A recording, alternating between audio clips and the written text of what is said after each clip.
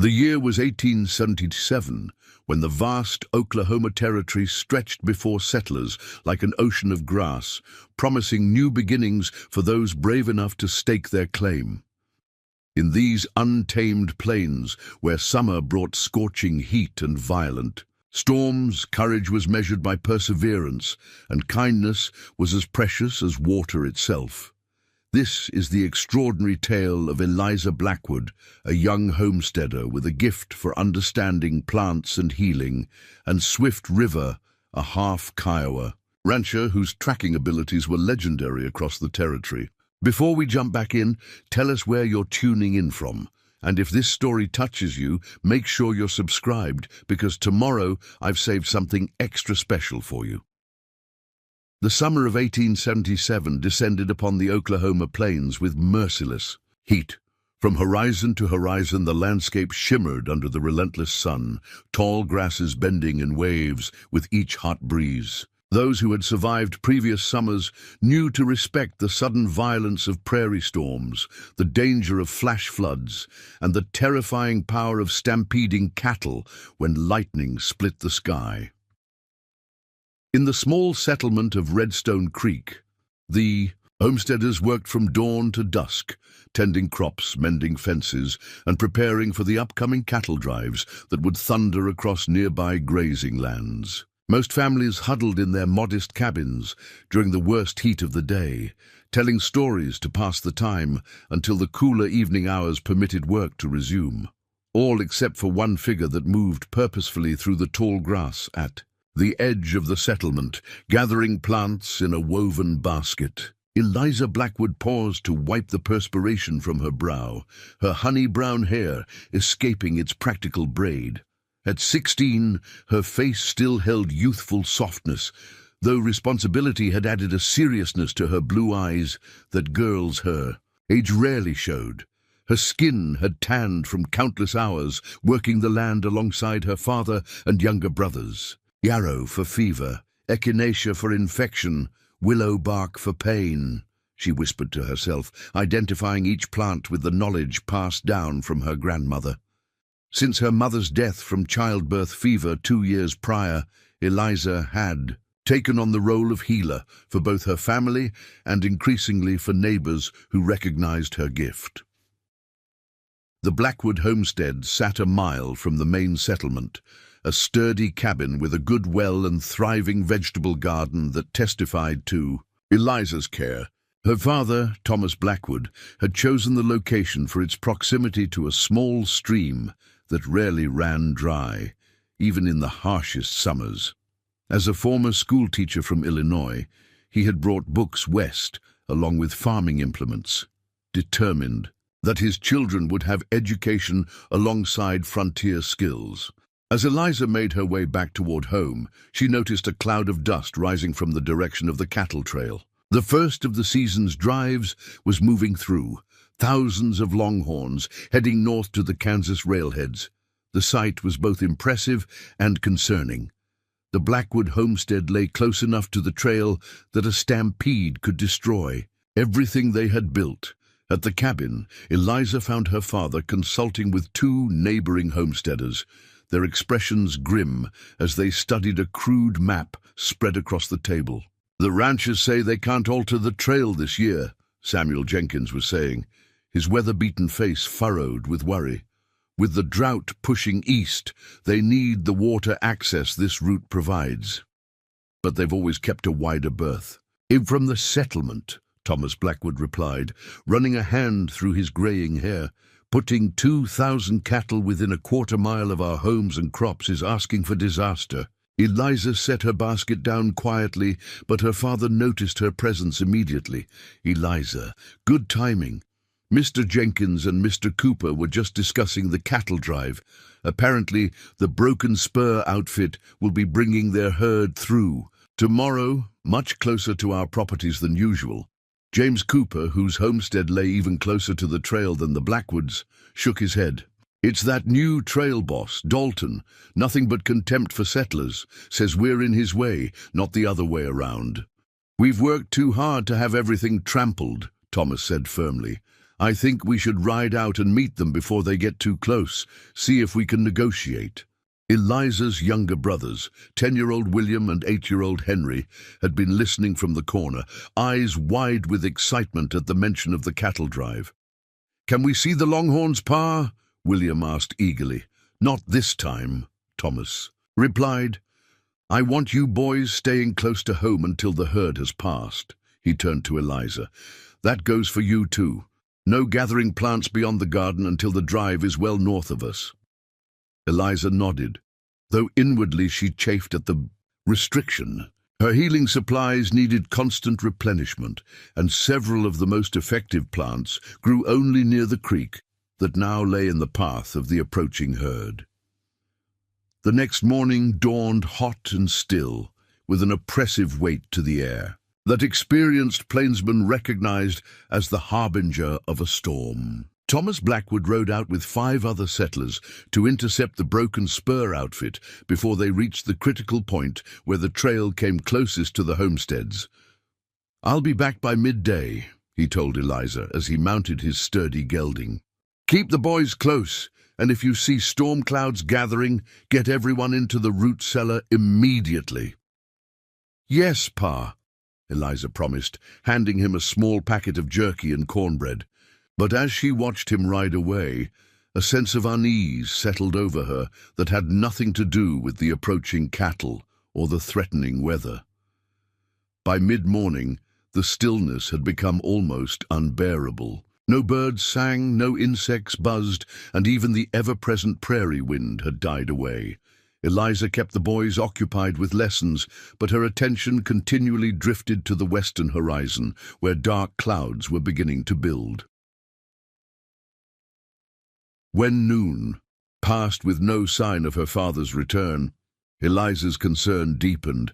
The boys were restless, and she herself felt the urgent need to check her precious garden before the storm hit. The massive cloud bank was still distant, perhaps 2 hours away. "William, I need you to take charge while I check the garden," she told her oldest brother. "Start bringing in the animals and securing the shutters. Henry, help him with the chickens." "But we're said to stay together," William protested, though she could see he was pleased by the responsibility.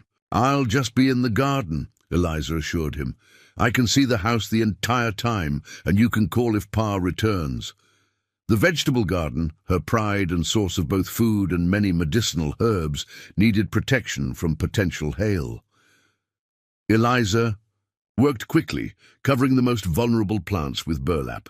As she secured the last corner, she glanced toward the creek, barely visible as a line of cottonwoods a quarter-mile from the house. The yarrow would be flowering now, and she was nearly out of the dried blossoms essential for fever remedies. With the cattle drive approaching and rough men passing near the settlement, someone would likely need her medicines soon. The creek was farther than the garden, certainly, but still within sight of the cabin. Surely she could gather what was needed and return before the storm drew much closer. Decision made, Eliza called to William that she was checking the creek plants and would return shortly. She grabbed her gathering basket and moved swiftly through the tall grass. At the creek, Eliza worked efficiently, locating the yarrow patches and harvesting only what was needed, leaving plenty to reseed. She had just straightened up, basket nearly full, when she felt it, a vibration in the ground beneath her feet, so subtle at first she thought she might be imagining it. Then came the sound, a low rumble like distant thunder, but continuous, and growing steadily louder. Eliza froze, suddenly remembering her father's repeated warnings about the one danger on the plains that could arrive with almost no warning, a stampede. Dropping her basket, she turned toward home, ready to run, when she saw it, the dust cloud rising beyond the far bank of the creek, moving fast in her direction. The broken spur herd, somehow spooked into flight, was heading straight for Redstone Creek settlement, with Eliza directly in their path. Terror seized her as she realized the deadly mathematics of the situation. The cabin was too far to reach. Before the cattle arrived, The creek bed offered little protection. It was shallow in this drought season, and cattle could easily cross it. Her only hope was the stand of cottonwoods. If she could climb high enough, she might escape the trampling hooves below. Eliza ran for the largest tree, its lowest branches frustratingly high above her head. The ground was trembling continuously now, the rumble becoming a thunder that drowned out every other sound. With desperate strength born of pure survival instinct, she jumped for the lowest branch, caught it, and pulled herself up just as the first massive longhorns crashed through the creek bed. From her perch 12 feet above the ground, Eliza witnessed nature's terrifying power. The cattle moved like a flood of horn and muscle, eyes wild with panic, foaming at the mouth as they ran blindly forward. The earth itself seemed to disappear. Beneath the mass of animals, dust rising so thick it became difficult to breathe. For nearly 20 minutes, the stampede continued, an endless river of cattle following the path of least resistance along the creek. Eliza clung to her branch, eyes stinging from dust, praying that William and Henry had heeded their father's instructions and stayed inside the cabin, which lay blessedly outside the main path of the stampeding herd. When the last stragglers finally passed, Eliza remained in the tree, shaking with reaction and coated in fine dust. The landscape had been transformed, grass trampled flat, the creek banks torn apart, and her precious yarrow patch completely destroyed. But she was alive, and her home, visible in the distance, appeared intact. As she carefully descended, her foot slipped on the dust-covered branch. She fell awkwardly, landing with a sickening crack that sent pain shooting through her ankle. Crying out, Eliza tried to stand, only to collapse back to the ground. Her ankle was either badly sprained or broken. Either way, she couldn't walk. The first fat raindrops began to fall as Eliza dragged herself toward a hollow beneath the tree's roots. The storm that had likely spooked the cattle was arriving, and she was injured, alone, and a quarter-mile from shelter. Pulling herself under the meager protection of the hollow, she tried to think clearly through her panic. Her family would come looking once they realized she hadn't returned. But with the storm arriving and the chaos of the stampede, that might not happen until it was too late. The temperature was already dropping as the storm front moved in, and being soaked by rain would make the coming night potentially deadly, even in summer. As lightning split the sky and thunder crashed overhead, Eliza fought against rising despair. She tore strips from her petticoat to bind her ankle, then used a broken branch as a makeshift crutch. Perhaps she could hobble home, even if it took hours, but after just a few agonizing steps, she knew it was impossible. The ground was turning to mud, the crutch sank with each step, and the pain was unbearable. The rain began in earnest, a wall of water that reduced visibility to mere feet. Eliza retreated to her hollow, making herself as small as possible to conserve warmth as the water ran in rivulets around her. For the first time since her mother's death, she gave in to tears, the sound lost in the roar of the storm. Miles away, a different scene was unfolding at the Broken Spur camp. Men were shouting, horses whinnying in panic as the trail boss, Dalton, bellowed orders. "Get after them, damn it!" 2,000 heads scattered across the territory. "Move!" Apart from the chaos stood a tall figure, studying the ground with unusual intensity. Swift River, known to the white ranchers simply as Swift, was half Kiowa through his mother, with the dark hair and bronze complexion of his maternal heritage. His father had been a Texas rancher who, unlike many men of his time, had actually married the Kiowa woman who captured his heart, teaching his son both worlds' ways. At 30, Swift had earned respect even from men like Dalton, not through words, but through actions. His tracking abilities bordered on supernatural to those who didn't understand how deeply he read the land, and his quiet competence with horses and cattle made him invaluable to the outfit, despite the prejudice that sometimes surfaced. "Swift!" Dalton shouted over the intensifying rain. "Take the eastern section. Follow the creek bed. Most of them likely went that way. There's a settlement in that direction. Redstone something. Warn them if you can get there in time." Swift nodded once, already moving toward his horse, a magnificent buckskin gelding that, like its owner, combined strength with unusual intelligence. As he mounted and rode east, Swift knew Dalton's warning came too late. The Stampede had a significant head start, and the settlers would already have faced whatever damage was coming their way. Still, he rode hard through the beginning of the storm, reading the land even as rain washed away the most obvious signs. Where others saw mud and flattened grass, Swift noticed patterns: the direction of broken stems, the depth of hoofprints, the particular way rocks had been displaced. The herd had indeed followed the creek, exactly as he would have predicted. He approached the area where the creek passed closest to the settlement. Swift slowed his mount. The main body of cattle had continued north, but something drew his attention to a stand of cottonwoods. Dismounting, he examined the area with careful eyes despite the pouring rain. Most men would have seen nothing unusual, just more trampled ground among a landscape of destruction. But Swift noticed a different pattern of disturbance near one large tree. Smaller footprints, human rather than bovine, and a broken branch, with a clean, recent break, unlike the random damage caused by cattle. Someone had been here when the stampede came through. Moving in an expanding spiral from the tree, Swift found more evidence.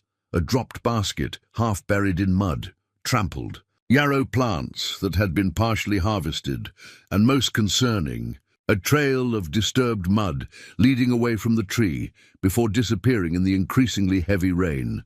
An injured person had tried to leave but hadn't gotten far. Swift whistled for his horse, then continued his methodical search despite the storm's fury. The rain had nearly obliterated any trail, but Swift had tracked wounded deer through worse conditions. Moving carefully, he looked not for footprints, but for subtler signs. Bent grass blades, displaced stones, anything that indicated passage. Nearly 50 yards from the tree, beside an exposed root system partially hollowed by erosion, Swift found what he sought. Huddled in the inadequate shelter, soaked to the skin and shivering violently, was a young woman. Her face was pale beneath streaks of mud, her ankle crudely bandaged, and her eyes closed in what might have been unconsciousness or exhausted sleep. "Miss," Swift spoke quietly, not wanting to startle her, but the girl didn't respond. Kneeling beside her, he noted her bluish lips and the concerning pallor of her skin. Early signs of hypothermia despite the summer season.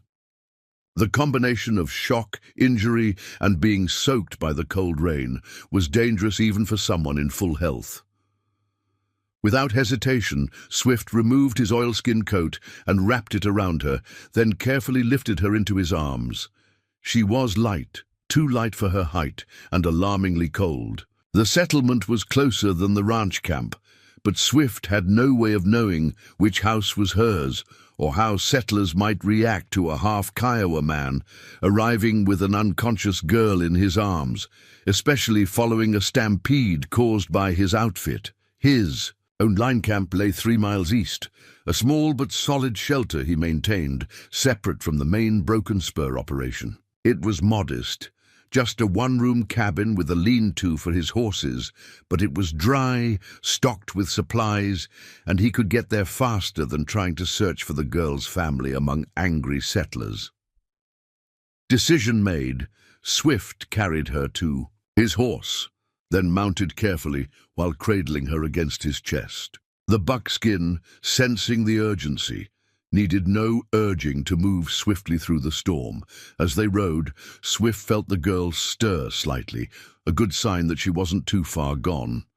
Preparing and narrating this story took us a lot of time, so if you are enjoying it, subscribe to our channel. It means a lot to us.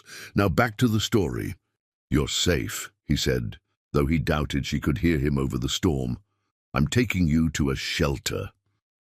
Her only response was to turn slightly toward his warmth, instinctively seeking the heat his body provided.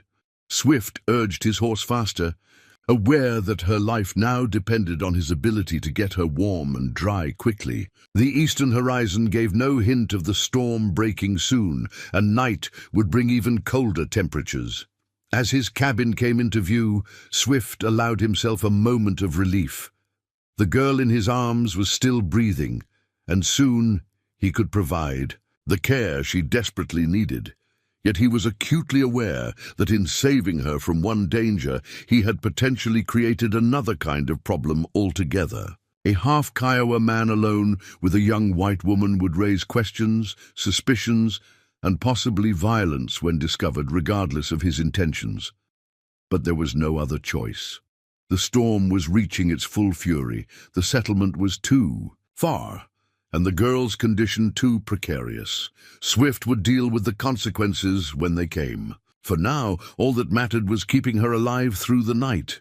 Swift River's cabin stood as a testament to a man who existed between two worlds, neither fully embracing nor rejecting either heritage. The main room combined practical frontier, craftsmanship with subtle elements of Kiowa design, animal hides tanned, using methods passed down through his mother's family, hung beside shelves built with techniques his father had taught him. A stone fireplace dominated one wall, meticulously constructed to draw smoke efficiently while radiating maximum heat.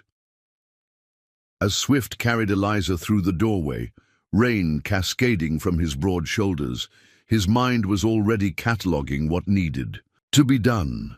The girl's wet clothes would have to be removed, her injured ankle examined, and her core temperature raised gradually to avoid the dangerous after-effects of severe chilling. He laid her gently on his bed, a simple frame supporting a surprisingly comfortable mattress filled with sweet grass and prairie hay.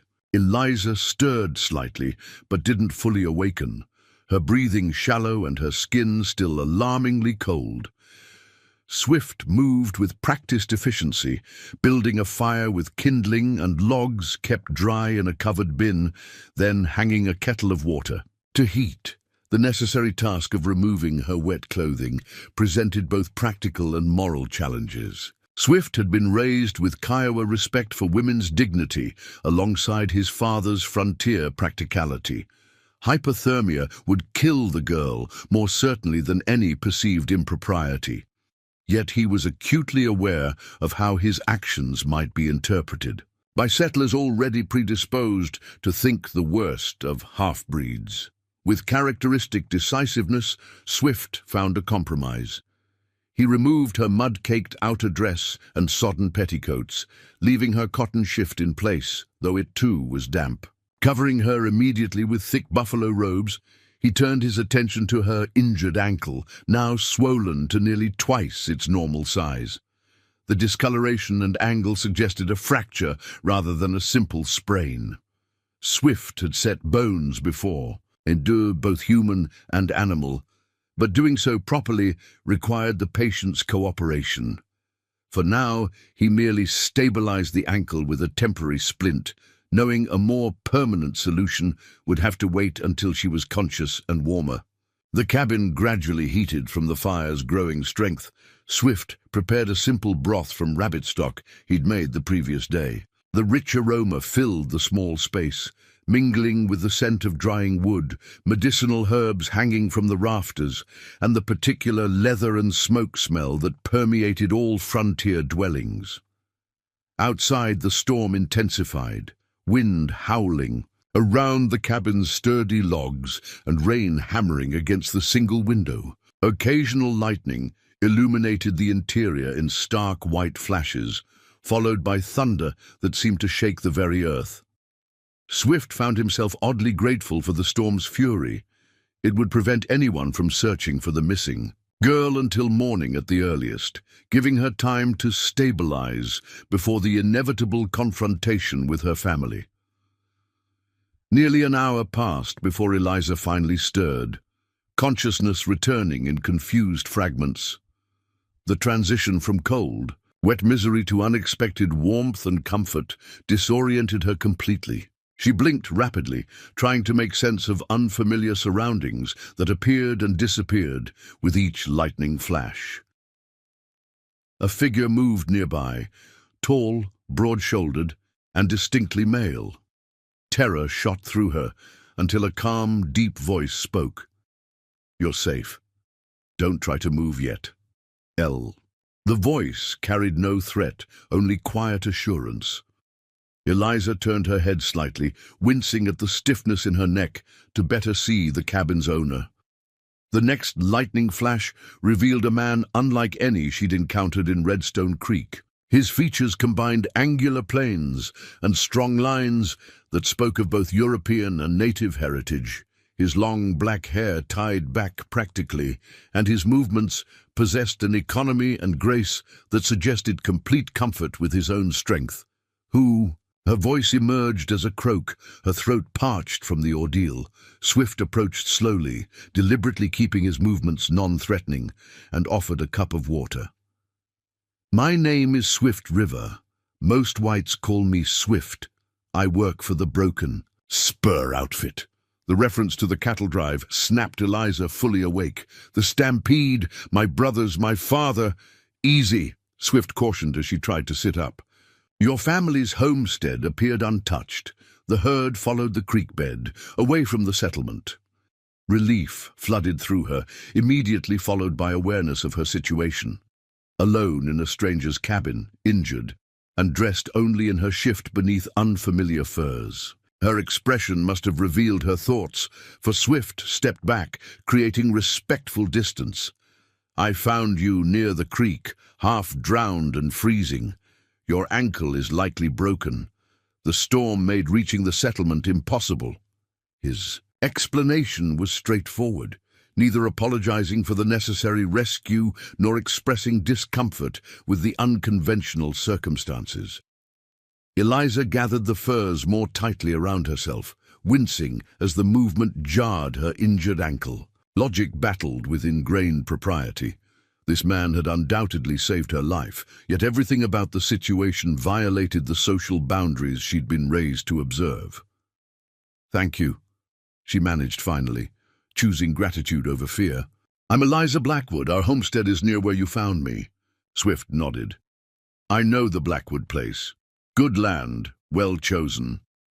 He moved to the fire, stirring something in a small pot. "You need warmth inside as well. Can you manage broth?"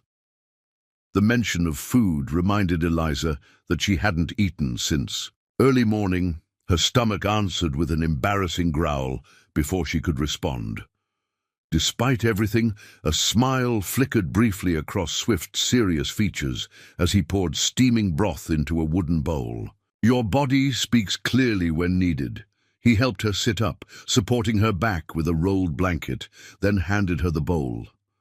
The rich aroma made her mouth water, and the first sip spread blessed warmth through her chest. As she drank, Swift examined her ankle more carefully, his touch professional and impersonal. "Clean break, I think. I can set it properly once you've regained some strength." Eliza noted the assortment of herbs hanging from the rafters, many familiar to her from her own healing work. "You know medicine?" Swift followed her gaze to the drying plants. "Some.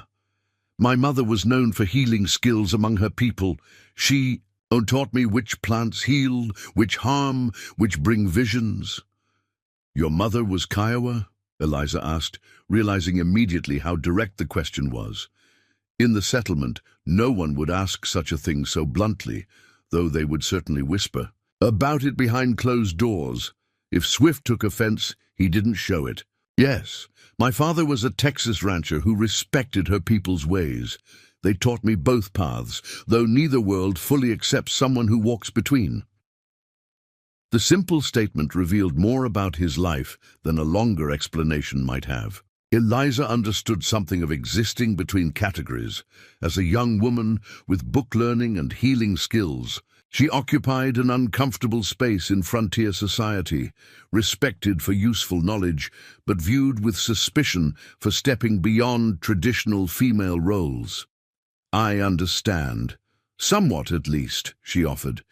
People want simple categories: healer or housewife, rancher or Indian, not both. Swift looked at her with new interest, as if reassessing his impression. Most settlers see only what they expect to see. My father taught school back east before bringing us west, Eliza explained. He believes education matters more than conventions. The revelation of her family background seemed to ease some invisible tension. Swift added wood to the fire, then moved to prepare a more substantial meal, now that she had tolerated the broth. Outside, the storm continued unabated, rain hammering against the roof in rhythmic drumming. "The storm will last through the night," Swift observed. "No one will search until morning. We should set your ankle properly now that you're warmer." Eliza nodded, both dreading the painful procedure and recognizing its necessity. "I've assisted with setting bones before, though never experienced it myself." Swift gathered supplies methodically: straight sticks for splinting, strips of leather for binding, and a small pouch from which he extracted dried plants Eliza recognized as powerful pain relievers. "Willow bark and valerian," she identified. "Surprised at the careful preparation. And skullcap," Swift added. "My mother's addition to the traditional mixture. It relaxes the muscles, makes setting easier." He brewed a strong tea with the herbs, adding honey to make the bitter concoction more palatable. As Eliza drank, Swift explained the procedure matter-of-factly, respecting her intelligence rather than attempting to shield her from the reality of what needed to be done. "The break is clean, but needs straight alignment. It will hurt intensely for a moment, then ease. I'll need to hold the splints firmly for proper healing." Eliza finished the medicinal tea, already feeling its effects, as a slight drowsiness and distance from her discomfort. "I'm ready." Swift positioned himself at the foot of the bed, his strong hands gentle as they took hold of her injured foot and ankle. "Look at the ceiling beams," he instructed. "Count the knots in the wood. Don't anticipate the movement." Eliza did as instructed, focusing on the rough-hewn logs overhead. She had reached the fourth knot when Swift moved with sudden, precise force. White-hot pain shot through her leg, drawing an involuntary cry that she quickly bit back. Almost immediately, the agony subsided to a throbbing ache as Swift efficiently secured the splints with leather bindings. "Done," he said simply. "You handled it well." Eliza released the breath she'd been holding, surprised to find tears streaming down her face despite her efforts at stoicism. Swift pretended not to notice, allowing her dignity as he moved away to prepare food, giving her space to compose herself. The combination of physical trauma, herbs, and emotional exhaustion soon pulled Eliza towards sleep.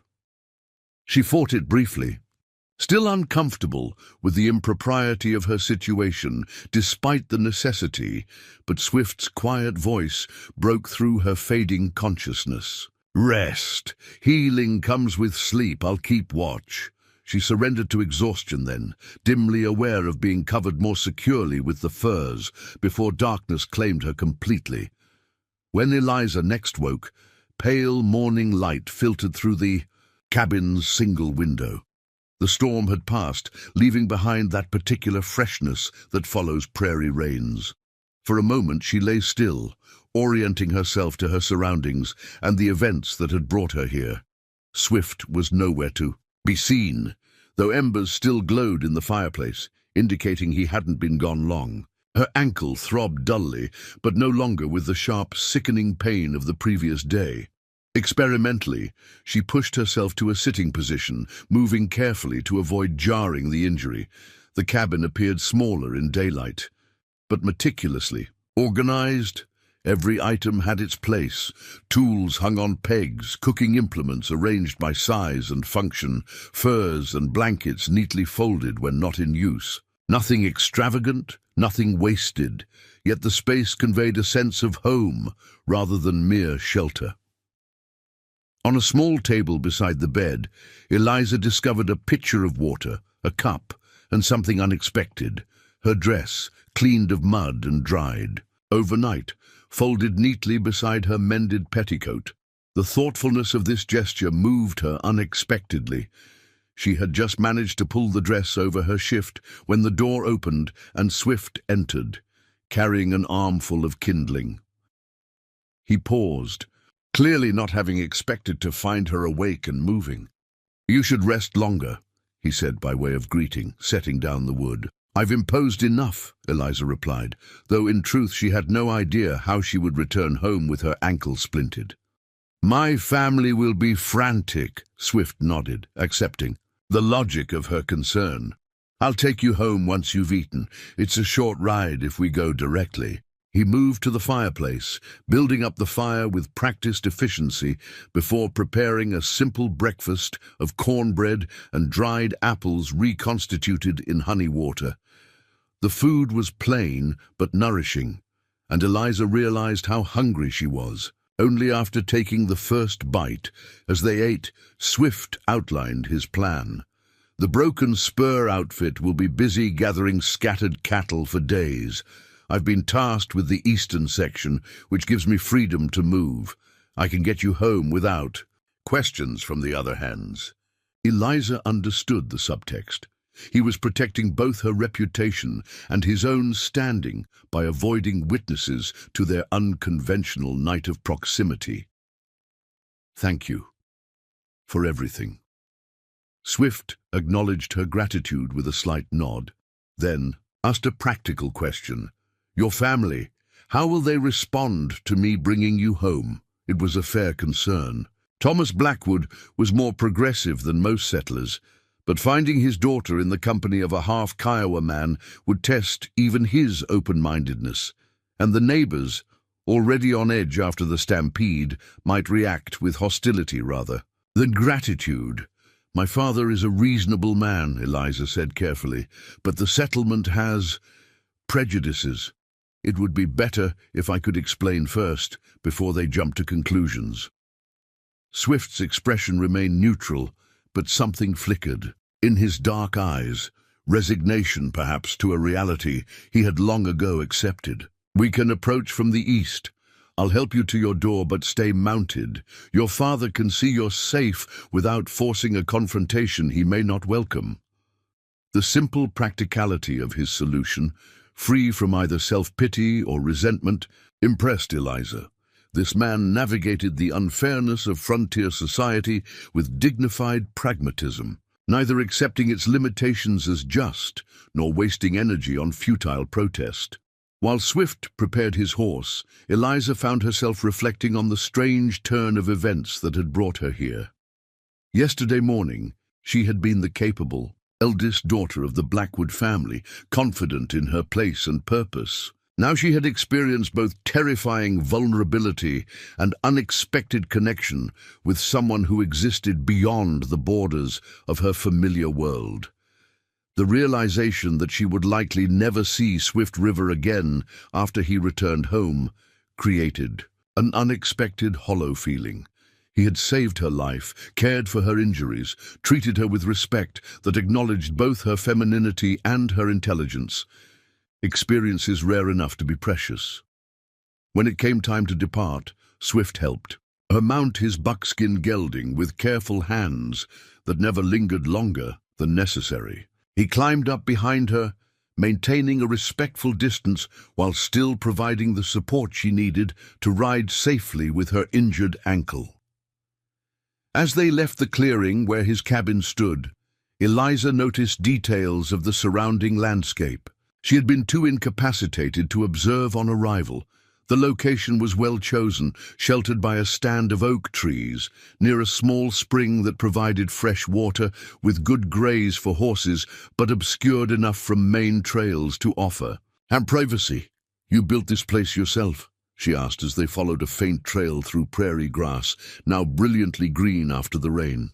4 years ago, Swift confirmed. The broken spur lets hands establish line camps if they improve the territory. Most choose to bunk together at the main ranch, but I prefer my own space. Eliza understood the unstated reason for this preference. Life would be simpler without constant navigation of prejudices and assumptions. It's a good cabin, well made. Swift guided the horse around a particularly muddy section of trail. "It suits my needs. Not what most women would consider adequate, I expect." "Most women haven't seen what I saw yesterday," Eliza replied.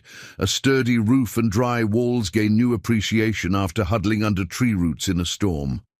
This drew a brief chuckle from Swift, the first true laugh she'd heard from him. The sound transformed his serious features momentarily, revealing a different man than the stoic figure who had rescued and tended her. "Truth in that," he acknowledged. They rode in comfortable silence for a time, the buckskin picking its way, confidently, through terrain still sodden from the storm. Eventually, familiar landmarks appeared, the lightning-scarred cottonwood that marked the border of Blackwood property, then the distinctive rise of land that sheltered the homestead from northern winds. As they created a small hill, the Blackwood cabin came into view. Even from a distance, signs of distress were evident. The door stood open, and figures moved rapidly around the yard.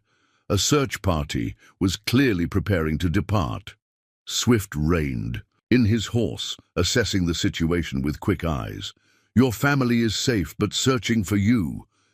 He pointed to the distinct figure of Thomas Blackwood, directing several mounted neighbors. Relief and anxiety mingled in Eliza's chest. "Thank God they're all right." "We'll approach slowly," Swift decided. "No sudden movements that might be misinterpreted by anxious men with rifles." They descended the hill at a walk, Swift deliberately keeping to open ground where they would be visible for maximum distance. When they were approximately 200 yards from the cabin, Thomas Blackwood spotted them, freezing momentarily before shouting something to the other men and running toward his daughter. "This is where I leave you," Swift said quietly, helping Eliza slide carefully from the saddle into her father's approaching arms. "Eliza, my God, we thought—" Thomas broke off, clutching his daughter while simultaneously registering the presence of the mounted stranger. His expression cycled rapidly through relief, confusion, and wariness. Before he could speak again, Eliza quickly explained, "Father, this is Swift River of the Broken Spur. He found me after the Stampede when I was injured and caught in the storm. He saved my life."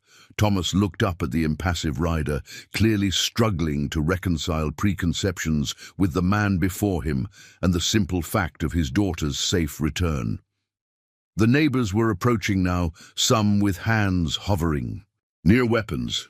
"You have my gratitude, sir," Thomas finally said, his educator's vocabulary asserting itself even in this tense moment. "We've been frantic with worry." Swift nodded once in acknowledgement. "She's brave and resourceful. The ankle is broken, but clean set. It should heal well with rest." Without further elaboration, he began to turn his horse. "Wait," Eliza called. "Will you—" She hesitated, suddenly aware of the watching neighbors and the impossibility of saying what she truly felt, that this brief encounter had shifted something fundamental in her understanding of the world. And the people in it. Swift seemed to read the complexity behind her unfinished question. His expression softened slightly, and he offered a reply to words unspoken. "The Broken Spur will be working this territory for another week. I ride the eastern section daily."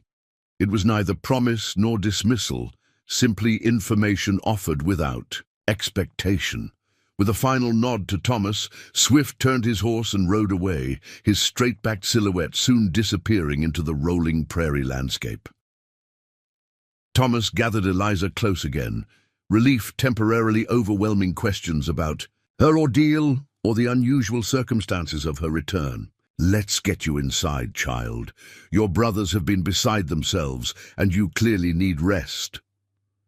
As her father helped her limp toward home, Eliza glanced back at the empty horizon where Swift had vanished. The Stampede had nearly taken her life, but had instead delivered an unexpected lesson about courage, kindness, and the artificial nature of the boundaries people constructed between themselves. Whether she would see Swift River again remained uncertain, But Eliza knew with absolute clarity that nothing, not her understanding of herself, her community, or her future, would ever be quite the same again. The Blackwood homestead hummed with subdued activity in the days following Eliza's return. News of her ordeal spread quickly through Redstone Creek settlement, transforming with each retelling until the story barely resembled the truth. Some versions painted her as a helpless victim, rescued by a mysterious Indian scout, while others hinted at darker interpretations of her night away from home. Confined to a chair with her splintered ankle elevated, Eliza found herself simultaneously the center of attention and strangely isolated. Neighboring women visited with covered dishes and barely concealed curiosity, their questions probing beneath a veneer of concern. "Such a terrible experience for you, dear," Mrs. Jenkins commented, during one such visit, arranging a fresh apple cake on the Blackwood's modest table. "And to think, alone with a half-breed for an entire night. Providence surely protected your virtue." Eliza maintained a composed expression, despite the fury that rose within her at the casual prejudice. "Providence worked through Mr. Rivers' hands, Mrs. Jenkins. Without his knowledge of tracking and healing, I would have died in that storm." Mrs. Jenkins exchanged meaningful glances with Mrs. Cooper, who had accompanied her. "Of course, dear. Still, your father must have been beside himself with worry about, well, propriety." Thomas Blackwood, entering the cabin with an armload of firewood, overheard the exchange. Since Eliza's return, he had shown remarkable restraint regarding her rescue, asking only practical questions about her care and listening attentively to her account without judgment. "My primary concern, ladies," he interjected with the firm but measured tone that had served him well as a schoolteacher, "was my daughter's survival. Mr. River returned her safely, with her injury properly treated. His actions deserve gratitude, not speculation." The women fell silent, though their expressions suggested the matter was far from settled in their minds. After they departed, Thomas sat beside Eliza with a weary sigh. "Their tongues may never cease wagging, but you needn't bear the burden of their narrow thinking," he told her, patting her hand gently. "I've encountered enough of the world to know character isn't determined by bloodlines."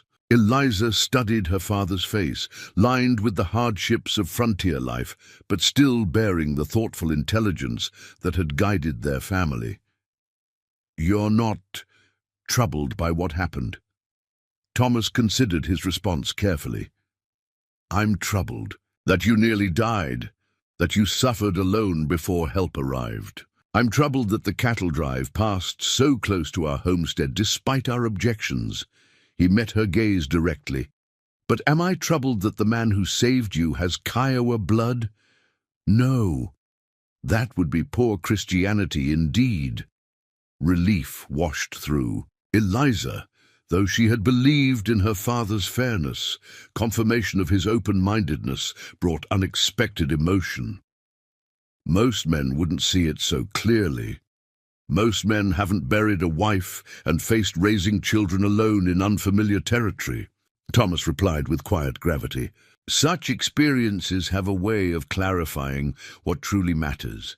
They sat in companionable silence for a moment before Thomas asked a question that surprised her.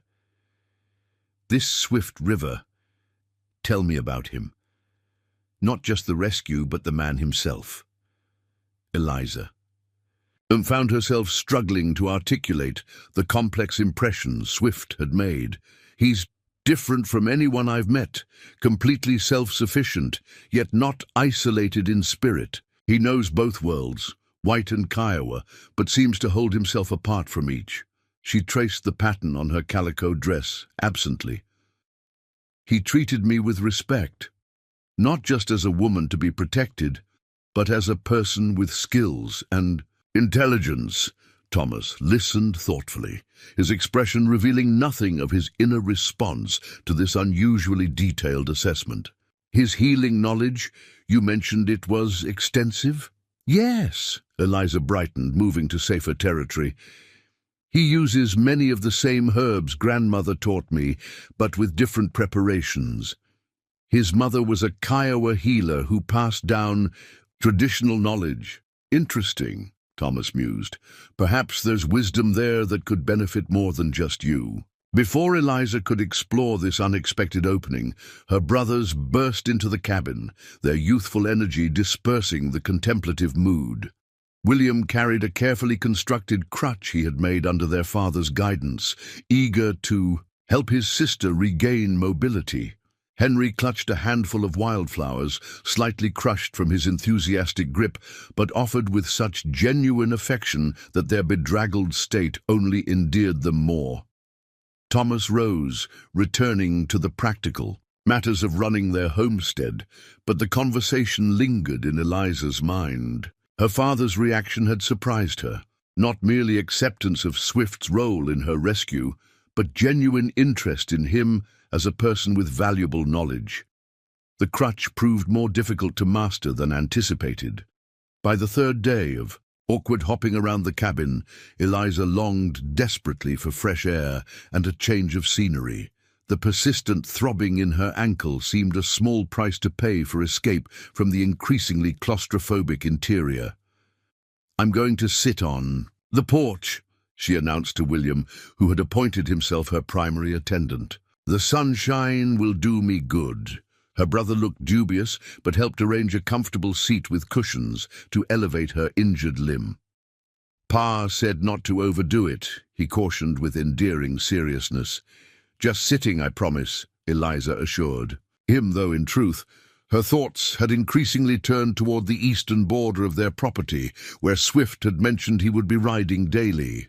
From the porch, Eliza could see the damage left by the Stampede, a wide swath of trampled earth following the creek bed, torn vegetation slowly beginning to recover in the warm spring sunshine. The Blackwood crops had thankfully been spared, though the Jenkins property to the south had lost nearly an acre of young corn to the panicked cattle.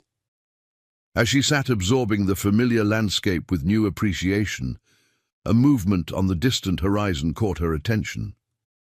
A lone rider approached on a trail that skirted their property, moving with the unhurried confidence she immediately recognized. Swift River, making his daily rounds of the Eastern Territory. Eliza's heart quickened unexpectedly. She had thought of him often in the days since her return, replaying their conversations and analyzing the subtle shifts in his expression that revealed more than his measured words. Now, seeing him in the distance, she realized how much she had hoped for this opportunity. Without conscious decision, she raised her hand in greeting, uncertain if he was close enough to notice. For several long moments, the rider continued without acknowledgement, and disappointment began to settle over her. Then, abruptly, he changed direction, turning his buckskin toward the Blackwood homestead. William appeared at the door, alerted by some sixth sense to the approaching visitor. "Eliza, there's a he broke off, recognizing the rider. "It's him, isn't it, the Indian who found you?" "Half Kiowa," Eliza corrected automatically. "Yes, that's Mr. River. Please tell father." As Swift drew closer, Eliza became uncomfortably aware of her disheveled appearance, hair hastily braided that morning, a simple homespun dress chosen for practicality with her injury, and the splintered ankle itself propped ungracefully before her. She resisted the unfamiliar urge to smooth her hair or adjust her collar, confused by her sudden concern for appearances. Swift halted his horse at a respectful distance from the cabin, removing his hat as Thomas emerged onto the porch. The gesture, a nod to white customs, spoke volumes about his navigation between cultures. "Mr. Blackwood," he acknowledged with a slight nod. "I was passing nearby and wanted to check on your daughter's recovery." Thomas stepped forward, extending his hand in greeting, a simple act that carried significant meaning in the territorial borderlands. "Mr. River, we're in your debt. Please join us if your duties permit." Something flickered across Swift's expression, surprise perhaps at the genuine welcome.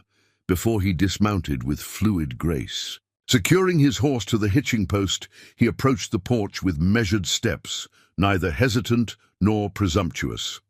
"How does the ankle heal?" he asked Eliza directly, his dark eyes assessing the splintered limb professionally. "Better each." "A day," she replied, strangely breathless. "Your setting was skillful. Our neighbor, Mrs. Cooper, who has nursing experience, said she couldn't have done better herself." The compliment seemed to embarrass him slightly. He nodded acknowledgement, but turned the conversation away from himself. "The swelling has decreased. Good. Keep it elevated another week before attempting weight." Thomas invited Swift to sit, offering water from their well, which Swift accepted with thanks. An awkward silence threatened until William and Henry emerged from the cabin, curiosity overwhelming their shyness.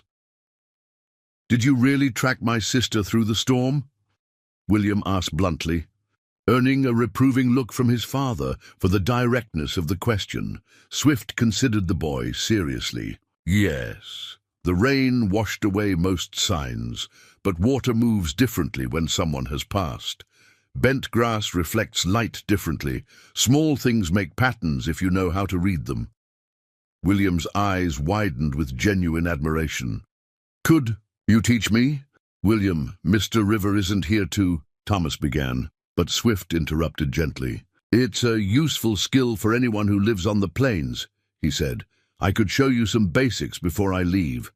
The simple offer transformed the atmosphere, breaking through the remaining tension.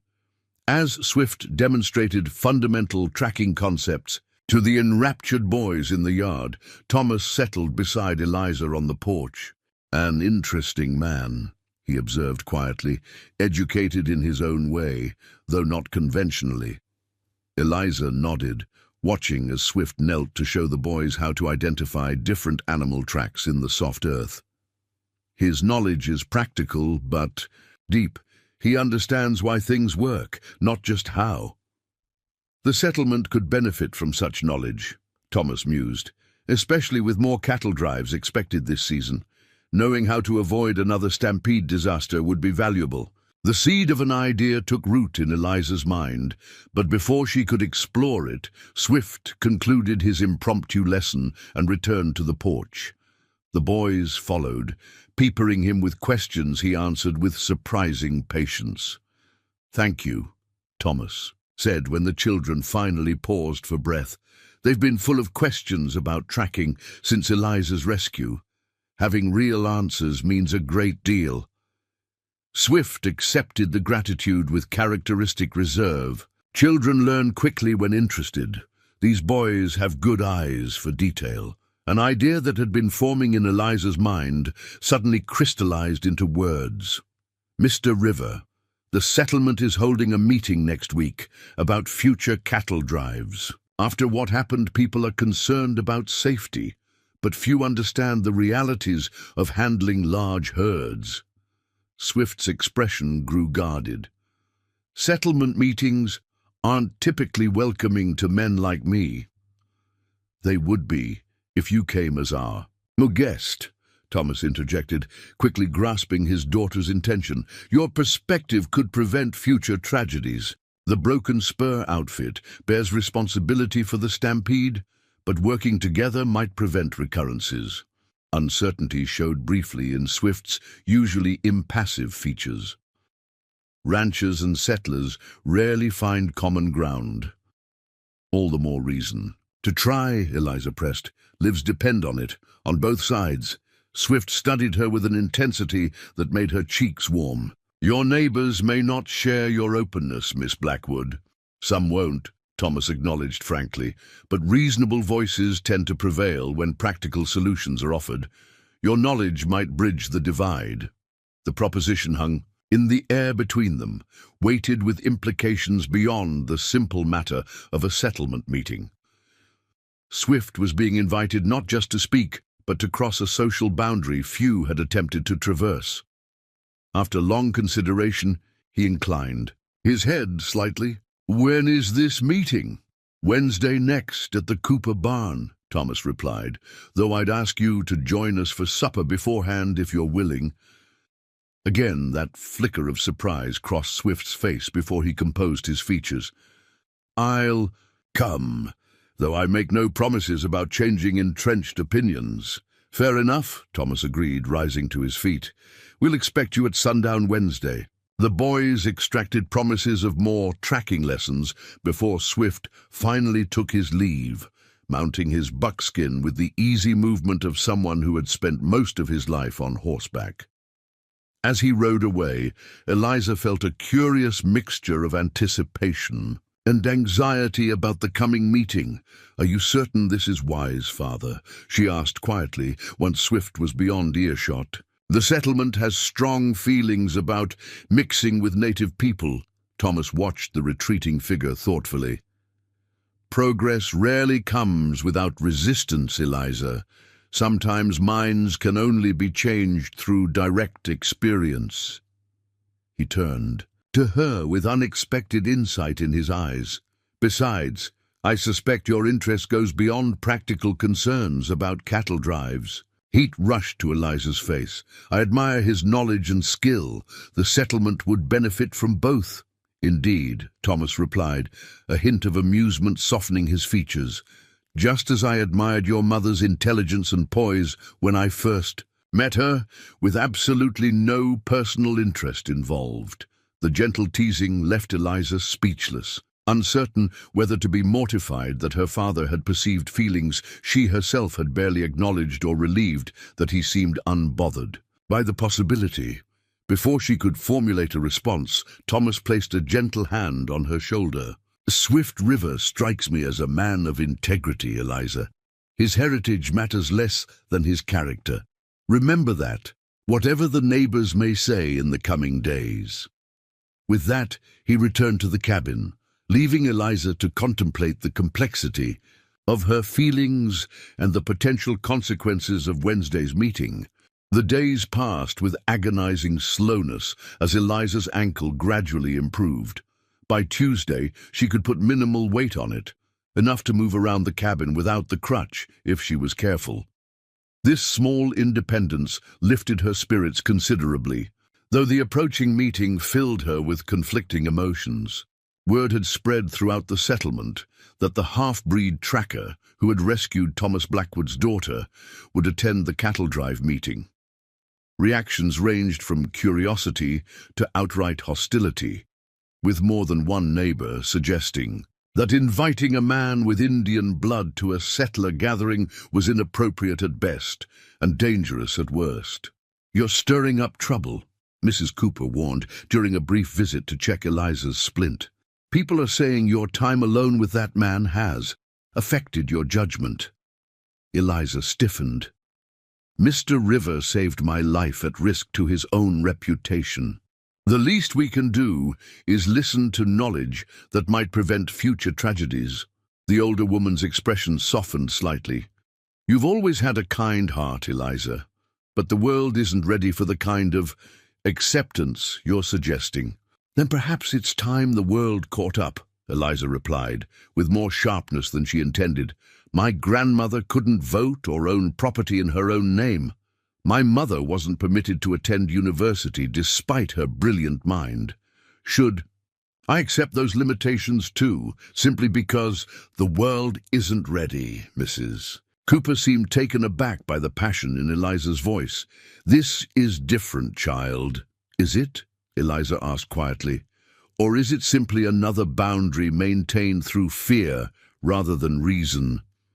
The conversation left Eliza unsettled, aware that Wednesday's meeting represented not just a practical discussion about cattle drives, but a challenge to deeply entrenched social hierarchies. Swift would face skepticism at best, open hostility at worst, and she had been instrumental in placing him in that position.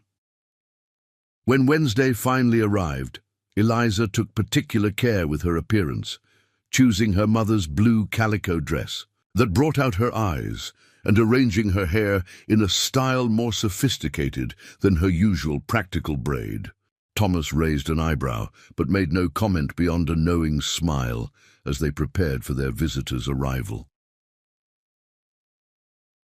As the sun began its descent toward the western horizon, Eliza found herself repeatedly glancing toward the eastern trail. What if? Swift had reconsidered. What if the prospect of facing a hostile settlement had outweighed whatever obligation he felt toward the Blackwoods? Her fears proved unfounded. Just as the golden light of evening bathed the homestead, a rider appeared on the horizon, Swift River coming as promised to face whatever reception awaited him among the settlers of Redstone Creek. Swift River's arrival at the Blackwood homestead silenced the usual evening sounds.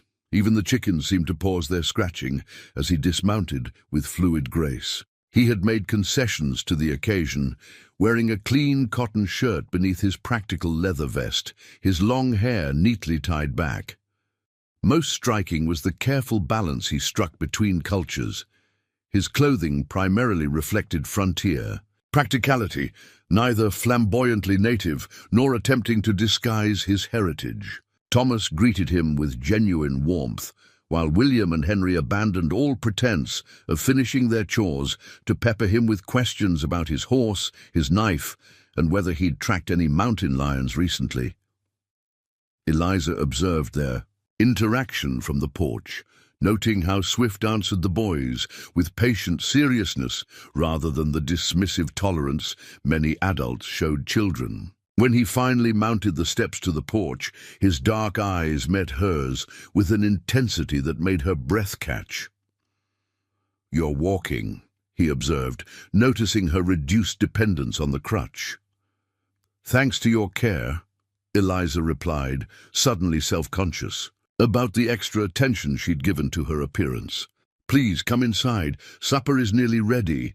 The Blackwood cabin was modest but welcoming, its interior reflecting Thomas's commitment to creating a home rather than mere shelter.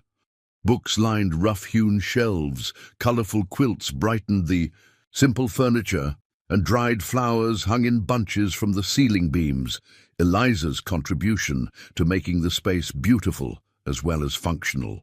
Swift entered with the slight hesitation of someone unaccustomed to being welcomed into settler homes.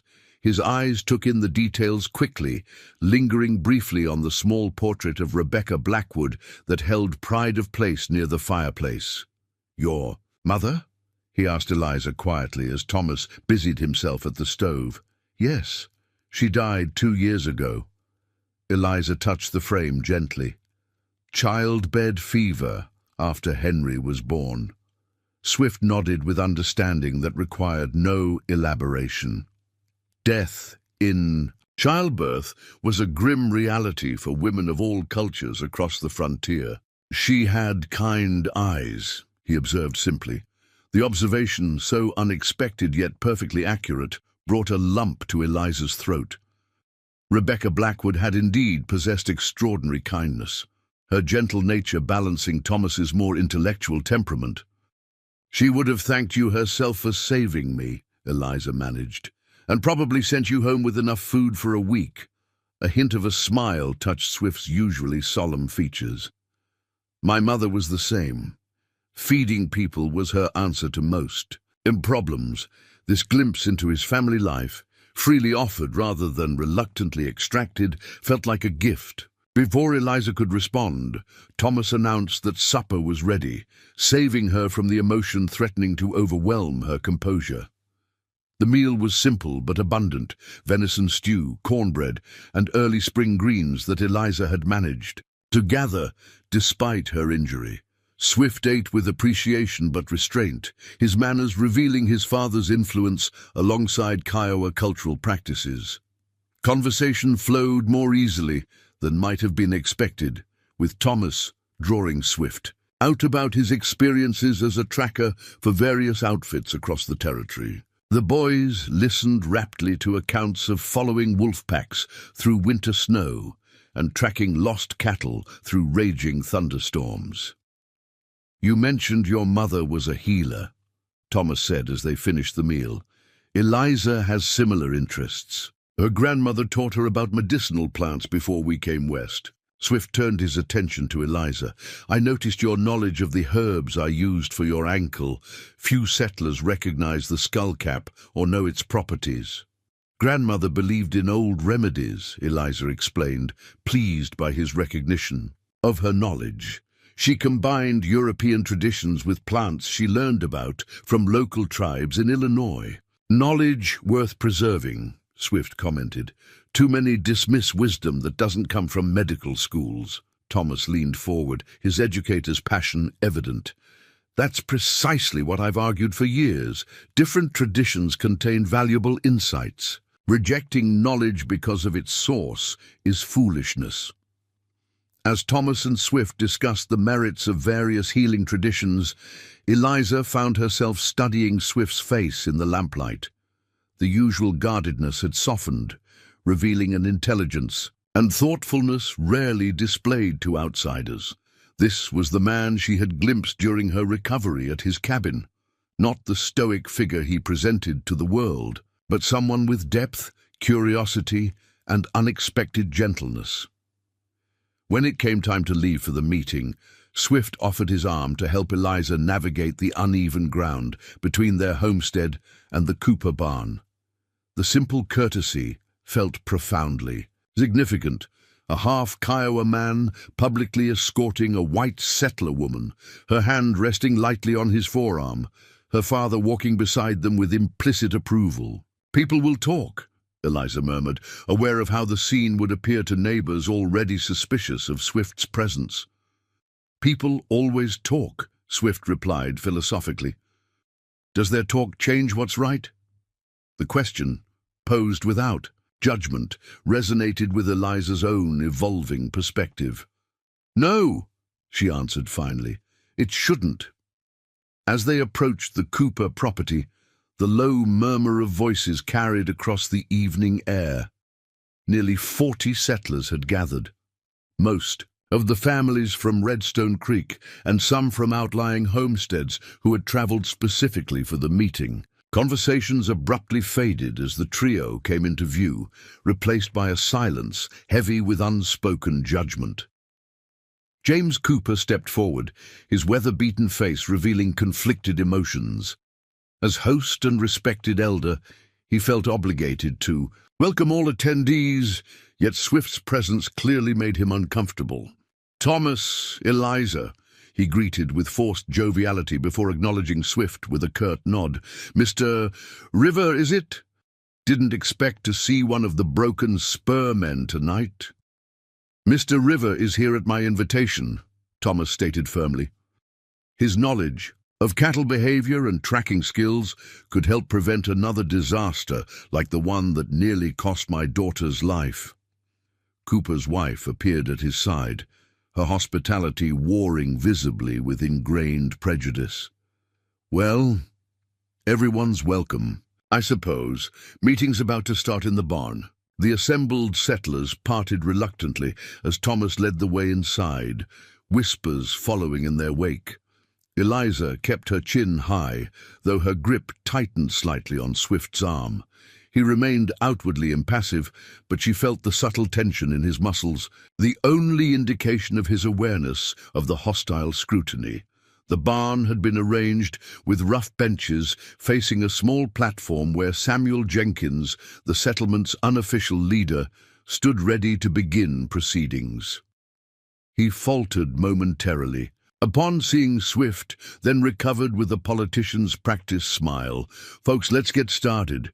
We're here to discuss the increased cattle traffic expected this season and how to protect our properties and families." Jenkins surveyed the crowd. "The incident last week with the broken spur herd shows the dangers we face." Several settlers muttered agreement, casting pointed glances towards Swift, who had positioned himself at the outer edge of the gathering with Thomas and Eliza. "Those ranchers have no respect for settlers," declared Hiram Wilson, whose corn crop had been partially destroyed. "They drive their beasts wherever they please, caring nothing for our fields or safety." A chorus of agreement followed this statement.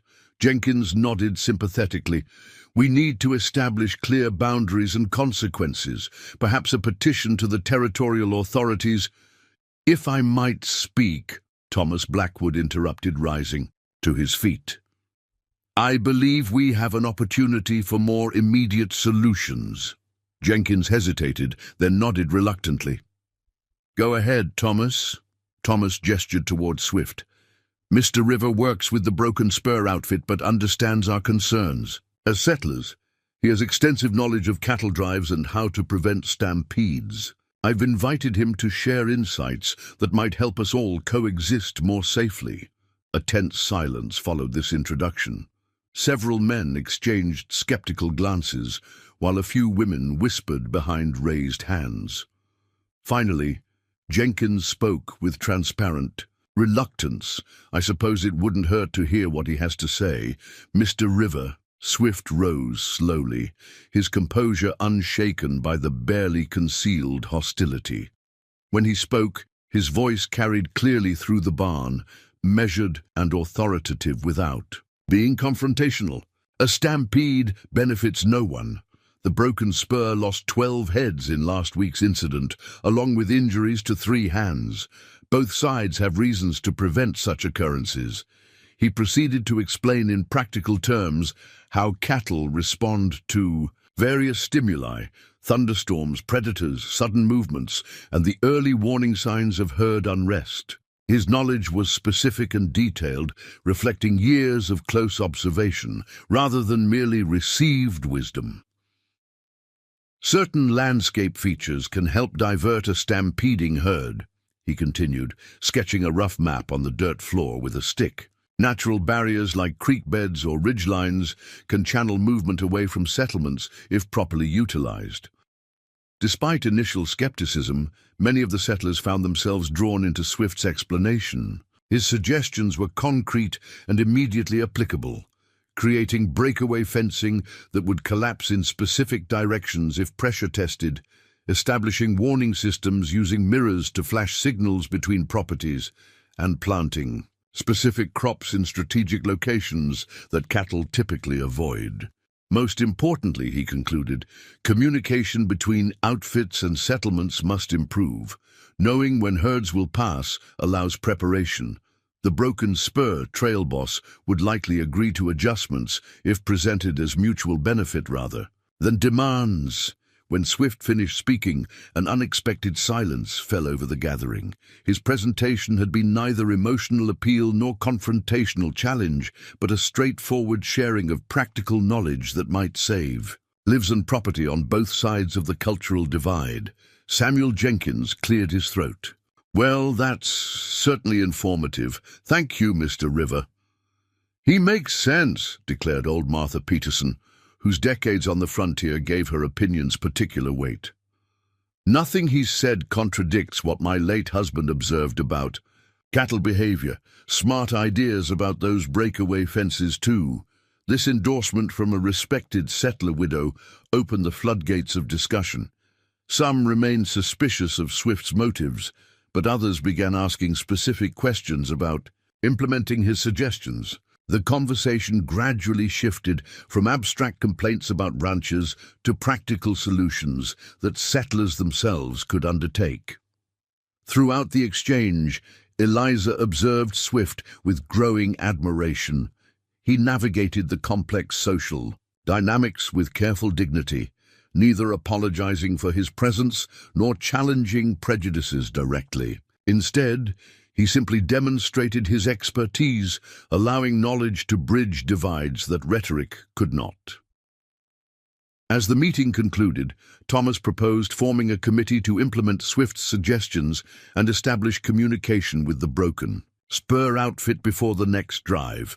To everyone's surprise, including Swift's, Jenkins nominated him to serve as liaison between settlers and ranchers. "You understand both sides," Jenkins acknowledged grudgingly. "Makes sense to utilize that, assuming your outfit agrees." Swift considered the proposal carefully before responding.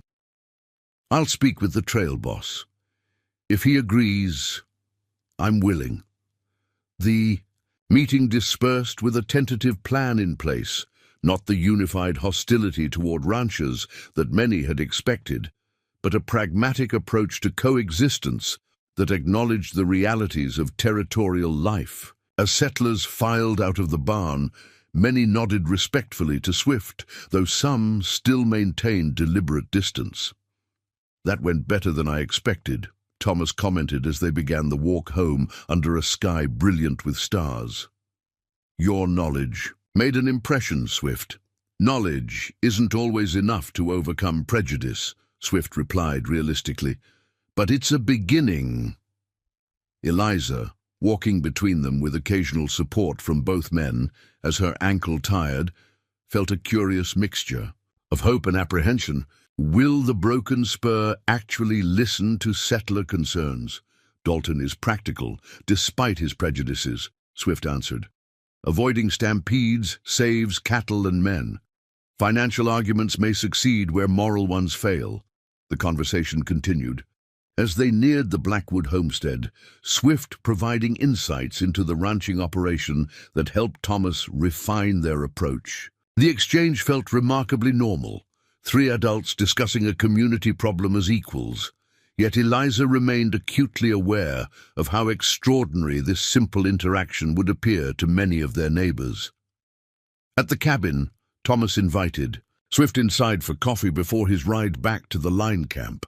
The invitation, extended without hesitation, spoke volumes about Thomas's evolving perspective. No longer was Swift merely the man who had rescued his daughter, but a person whose company and conversation were valued for their own sake. As Thomas busied himself with the coffee pot, Eliza found herself momentarily alone with Swift near the doorway. The lamplight cast soft shadows across his features, highlighting the strength of his profile against the darkness beyond.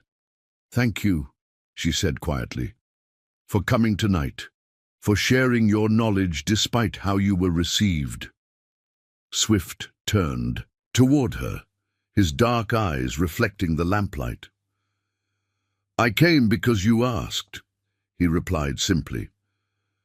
"Your father's welcome was unexpected. The settlement's partial acceptance is even more so." The quiet statement carried implications that made Eliza's heart beat faster. That he had faced potential hostility because she asked meant more than elaborate declarations might have from another man. "Will you really serve as liaison?" she asked. It could be difficult standing between worlds. Something like resignation mingled with determination crossed his features. "I've stood between worlds my entire life, Eliza. At least this time, the position might serve some purpose beyond my own survival." The use of her given name, without the formal Miss Blackwood, felt intimate in a way that transcended physical proximity. It acknowledged a connection that had evolved beyond rescuer and rescued, beyond the conventional boundaries of their different worlds. Before she could respond, Thomas returned with coffee, and the moment passed. Yet something had shifted between them, a tacit acknowledgement of feelings neither was prepared to name, but both increasingly recognized. As Swift prepared to leave an hour later, declining Thomas's offer to stay the night despite the late hour, Eliza followed him onto the porch. The spring night had turned cool, and she wrapped a shawl around her shoulders against the gentle breeze. "The settlement meeting is only the beginning," she said, watching as he checked his saddle straps with practiced movements. "People's minds don't change quickly." Swift straightened, regarding her thoughtfully. "True change comes slowly, but small shifts accumulate, like water cutting through stone. Tonight was a small shift. Will you come again?" The question emerged more vulnerable than she had intended. "To check on the ankle, I mean. Medically speaking." The hint of a smile touched his lips, warming his usually solemn expression. "The ankle appears to be healing well, but yes, I'll come again, perhaps to discuss the liaison arrangements with your father." They both recognized the professional excuse for what it was, a reason to return that would raise minimal objections from neighbors already gossiping about Swift's presence at the Blackwood home. As he mounted his buckskin, Eliza impulsively stepped forward. The yarrow should be blooming again soon by the creek. I'll need to gather more once my ankle permits." Swift understood her meaning immediately. "That area can be dangerous for solitary gatherers. Perhaps you should have company when you return." "And perhaps I should," she agreed, a smile spreading across her face despite her efforts at composure. With a nod that carried the weight of promise, Swift turned his horse toward the eastern horizon and his distant cabin. Eliza watched until his silhouette disappeared into the darkness, aware that the settlement meeting had marked not just a potential shift in settler-rancher relations, but a defining moment in her own life's trajectory. Inside, she found her father, sitting thoughtfully by the fire, his expression suggesting internal debate. He looked up as she entered, studying her face with the perceptiveness that had always made hiding things from him nearly impossible. "He's a remarkable man," Thomas said finally. "Not what I expected." Eliza sat beside him, choosing honesty over pretense. "No, he's not what anyone expects. That's part of why he's remarkable." Thomas nodded slowly. "The settlement won't easily accept what I think might be developing between you two." The directness of the observation startled her, though perhaps it shouldn't have. Thomas Blackwood had always possessed unusual insight, particularly regarding his children's hearts and minds. "I'm not certain what's developing myself," Eliza admitted, staring into the flames. "But I know it feels important, significant." Thomas placed his hand gently over hers. "Your mother would say that significant things rarely come easily, but that doesn't make them less worth pursuing." The simple statement, invoking Rebecca's wisdom, brought unexpected tears to Eliza's eyes. "You're not opposed?" "To Swift River, specifically? No. He's proven himself a man of integrity and intelligence." Thomas squeezed her hand gently. "To the difficulties you would face? I worry, naturally. The world can be cruel to those who challenge its boundaries. Like you and Mother did, educating a girl beyond what was considered proper." Thomas smiled at the comparison. "Perhaps, though our choices raised eyebrows, not potential violence." His expression sobered. "Be certain, Eliza, not of society's approval, but of your own heart. The former may never come. The latter must be strong enough to compensate." As Eliza climbed into bed that night, her father's words echoed in her mind, alongside memories of Swift's quiet strength and unexpected gentleness. The path forward remained uncertain, fraught with complications neither could fully anticipate. Yet something had undeniably begun, a connection across worlds that challenged the very foundations upon which frontier society constructed its rigid hierarchies. Whether that connection could survive the pressures it would inevitably face remained to be seen. But Eliza fell asleep with a sense of possibility that transcended conventional limitations. A feeling not unlike the moment she'd first spotted Swift's approaching figure after the stampede, when hopelessness had suddenly given way to unexpected salvation. Spring unfurled across the Oklahoma Territory with vibrant determination. Fields that had lain dormant through winter now burst with fresh crops, creek beds swelled with snowmelt from distant mountains, and wildflowers painted the prairie in swaths of color. For the settlers of Redstone Creek, spring brought renewed hope alongside familiar challenges, the eternal struggle to coax sustenance from untamed land. For Eliza Blackwood, the changing season mirrored her own transformation. Her ankle had healed completely, allowing her to resume normal activities, yet something fundamental had shifted within her. The stampede and its aftermath had awakened perspectives she couldn't return to dormancy, much like seeds that, once sprouted, could never again be contained within their shells. 3 weeks had passed since the settlement meeting. True to his word, Swift River had spoken with Dalton, the Broken Spur trail boss, securing a reluctant agreement to alter future cattle drive routes and establish communication protocols with the settlers. This diplomatic achievement had softened some attitudes toward him, though suspicion lingered among those most entrenched in their prejudices. Swift had visited the Blackwood homestead twice more under the legitimate pretext of coordinating between ranchers and settlers. Each visit deepened the connection between him and Eliza, though both maintained careful propriety in public. Their conversations ranged from practical matters of frontier survival to philosophical discussions about the complex interactions between different cultures across the territory. On this particular morning, Eliza rose before dawn, drawn outside by the first light painting the eastern horizon. Her basket hung from her arm. Today, she would finally gather the medicinal plants she had been forced to neglect during her recovery. The yarrow would be flowering abundantly now, along with echinacea and other valuable herbs that grew near. The creek where the stampede had occurred. "You're heading to the creek?" Thomas asked, appearing in the doorway with a coffee mug in hand, his educator's perception missing nothing of his daughter's intentions. "Yes, our medicine stores need replenishing," Eliza replied, adjusting her wide-brimmed hat. "William's allergies are beginning, and Mrs. Peterson asked for more of grandmother's cough remedy for her husband." Thomas sipped his coffee thoughtfully. "The creek where you were caught in the stampede. The same creek where Swift River mentioned. He'd be checking fence modifications this morning." Heat rose to Eliza's cheeks at her father's gentle teasing. "The plants grow best there," she defended, though her slight smile acknowledged the convenient coincidence. "Take William with you," Thomas suggested, his tone light but eyes serious. "Not as a chaperone, I trust both you and Swift, but because neighbors talk. Your reputation matters, particularly now." Eliza nodded, understanding her father's concern.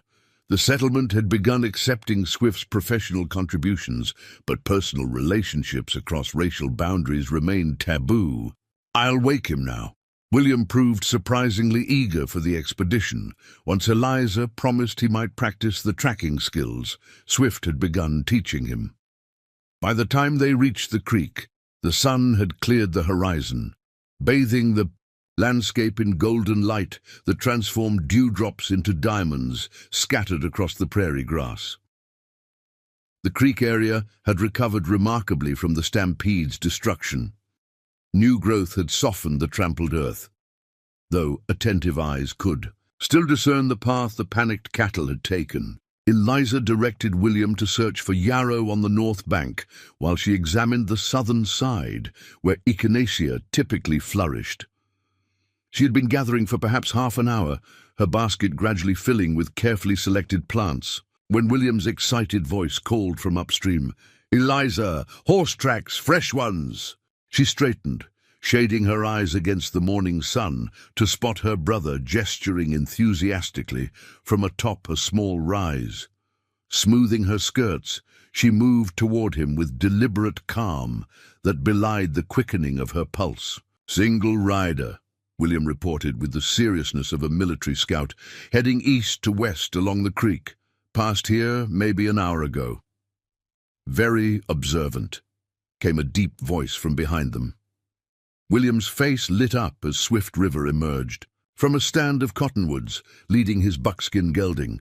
"I knew it was you. The left front shoe has that chip in it, just like you showed me." Swift nodded approval. "Good eye. Details matter in tracking. That chip could identify my horse among 100 others." His gaze shifted to Eliza, something warming in his typically guarded expression. "Gathering medicines?" he asked, noting her basket. "Yes. The stampede destroyed my usual patches, but new growth looks promising." She indicated several flourishing yarrow plants nearby. "William's been helping identify the best specimens." Swift dismounted, securing his horse to a nearby sapling.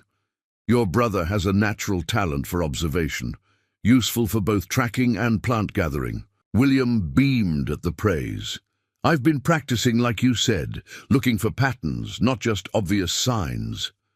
While William proudly demonstrated his developing skills, Swift moved closer to Eliza, his voice lowering. "I was hoping to see you. Today, Dalton received word from the ranch owner. Some decisions have been made that affect the settlement. Good news or concerning? Eliza asked, noting the conflicted expression that briefly crossed his features. Both, perhaps. The Broken Spur is establishing a permanent outpost near Redstone Creek, year-round presence, not just during drive seasons. Eliza absorbed this information, immediately recognizing both opportunities and complications. A permanent ranching presence could bring economic benefits to the settlement through trade and employment. It might also intensify existing tensions between ranchers and farmers over land and water rights. "And you?" she asked, the question carrying weight beyond its simplicity. Swift's dark eyes held hers steadily. "I've been offered management of the outpost, permanent position, not seasonal work." The implications sent a cascade of emotions through Eliza.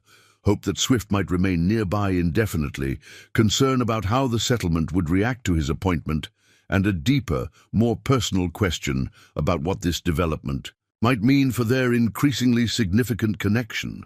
Before she could respond, William called out excitedly, having discovered a patch of rare blue sage that Eliza had been seeking for months. The moment of private conversation ended as they joined the boy in examining his find, yet the unspoken question hung between them, awaiting future discussion.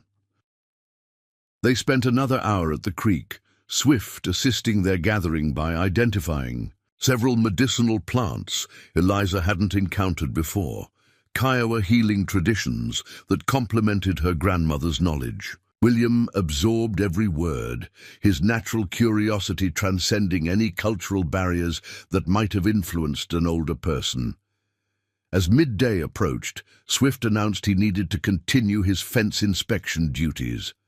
"The settlement committee meets tomorrow at Cooper's place," he reminded Eliza. "I'll present the outpost plans then." "We'll be there," she assured him.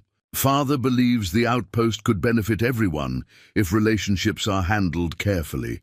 Swift mounted his horse with characteristic grace, looking down at Eliza with an expression that communicated far more than his measured words. "Until tomorrow, then." As he rode away, William tugged at his sister's sleeve. "You like him, don't you? Not just as a friend." Children's directness could be startling. Eliza considered deflecting the question, but opted for modified honesty. "I respect Mr. River greatly. He's a man of exceptional knowledge and integrity." William rolled his eyes with the impatience of youth.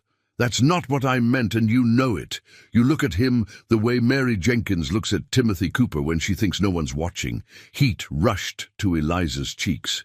"William Blackwood. That's quite enough commentary on matters that don't concern you." "I think it's fine," William continued, undeterred. "He knows important things, treats us with respect, and saved your life. Pa likes him too. Who cares if he's half Indian?" The simple wisdom, from a 10-year-old's perspective, struck Eliza deeply. If only adult society could adopt such straightforward evaluation based on character rather than heritage. "Many people care very much about such things," she explained gently. "The world isn't as sensible as you are."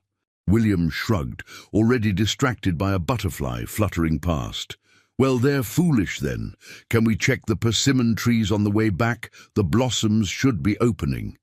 With that abrupt transition, typical of children, the conversation ended, yet William's innocent observations lingered in Eliza's thoughts as they completed their gathering and headed homeward.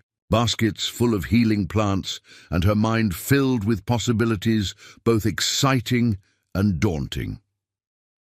News of the planned Broken Spur outpost reached Redstone Creek before the official announcement, traveling through the settlement with the remarkable speed that important information always achieved in small communities. By evening, Thomas Blackwood returned from town with reports of heated debates already forming among the settlers. "Some see economic opportunity," he reported as they prepared supper.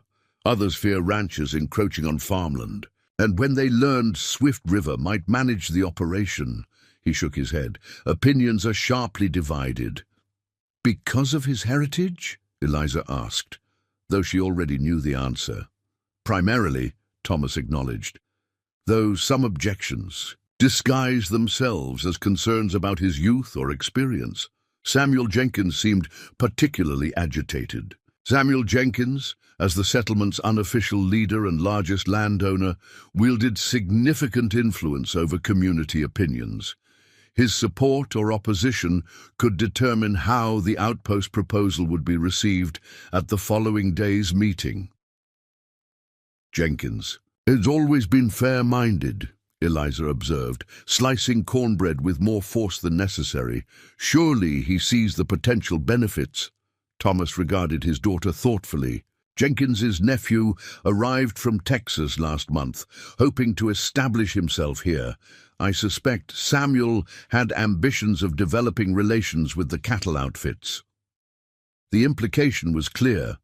Swift River's appointment potentially interfered with Jenkins's plans for his nephew's advancement. Personal interests, rather than racial prejudice, might drive his opposition, though the latter provided convenient justification. Tomorrow's meeting will be contentious, Thomas warned. Be prepared for difficult conversations. Some may question your support for Swift given your acquaintance. Let them question, Eliza replied with unexpected steel in her voice. I'll stand by what's right, regardless of personal connections. Thomas smiled slightly at her determination. You're your mother's daughter in spirit, Eliza. She too believed principles mattered more than popularity. The comparison to her mother strengthened Eliza's resolve.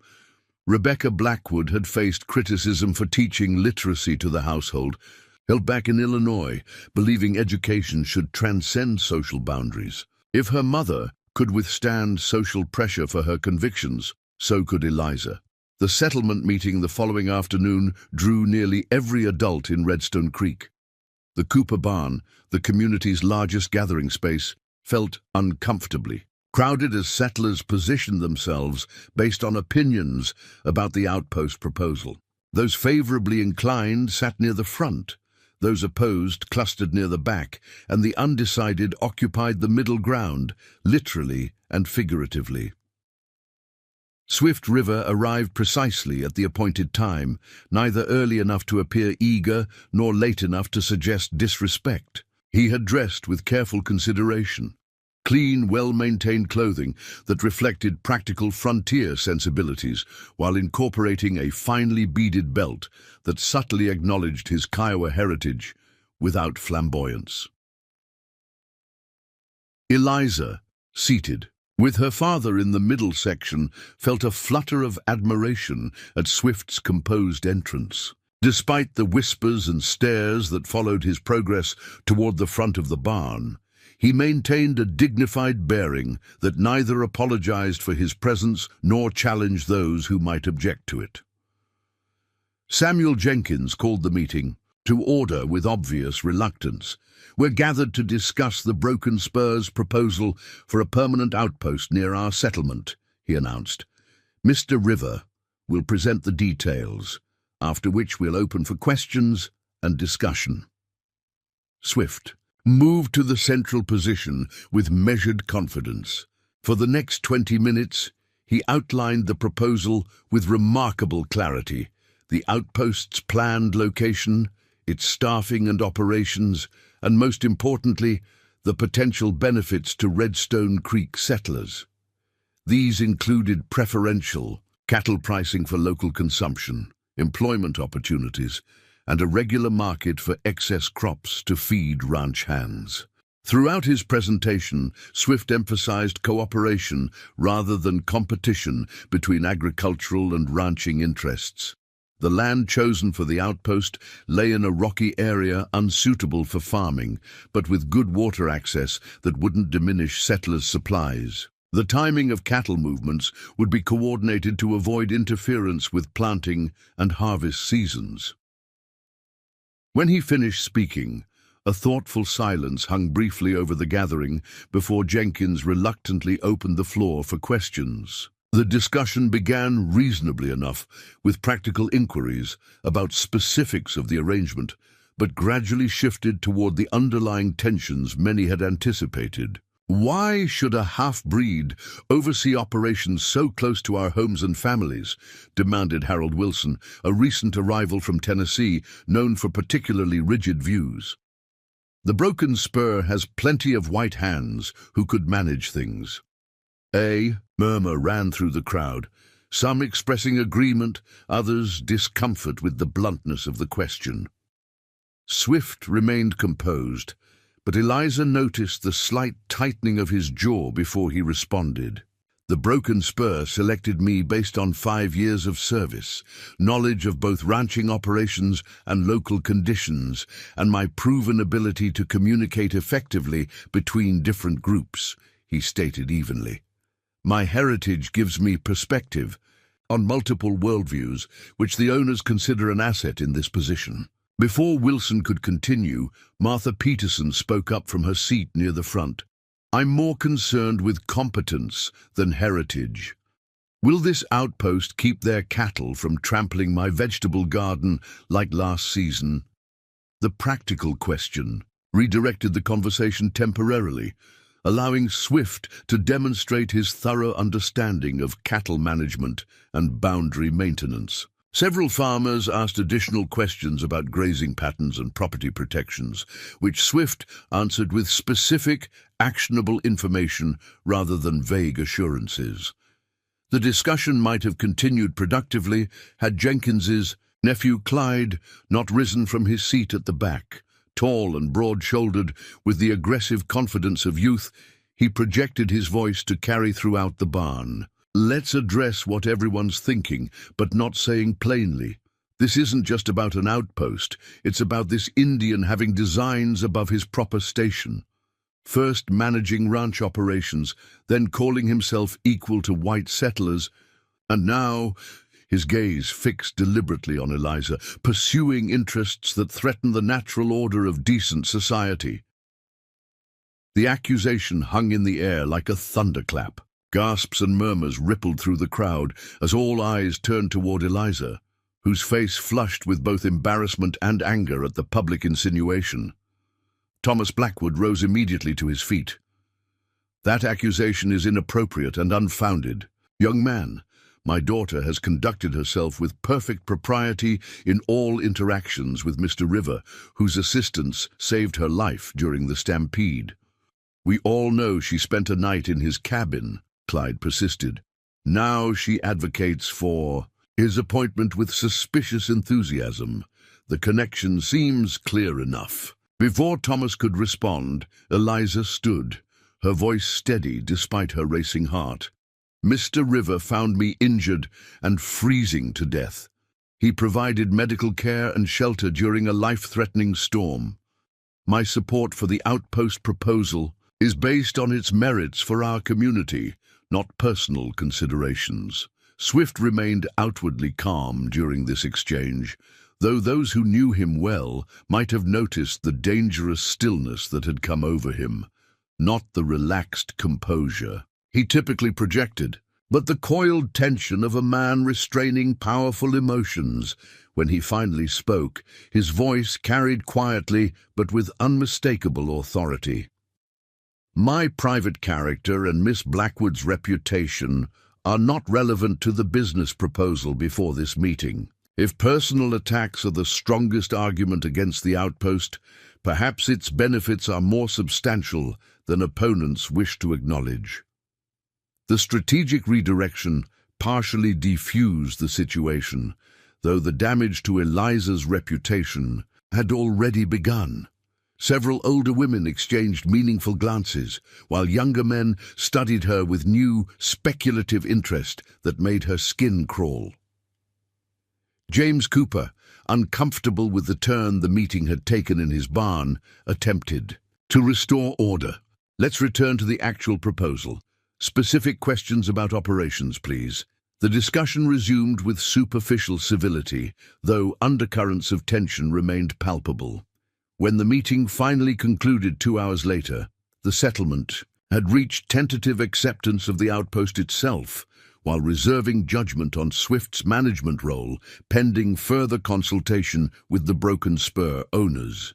As people filed out of the barn, Eliza found herself isolated in a way she had never before experienced. Women who had previously sought her herbal remedies and friendship now guided their daughters pointedly away from her vicinity.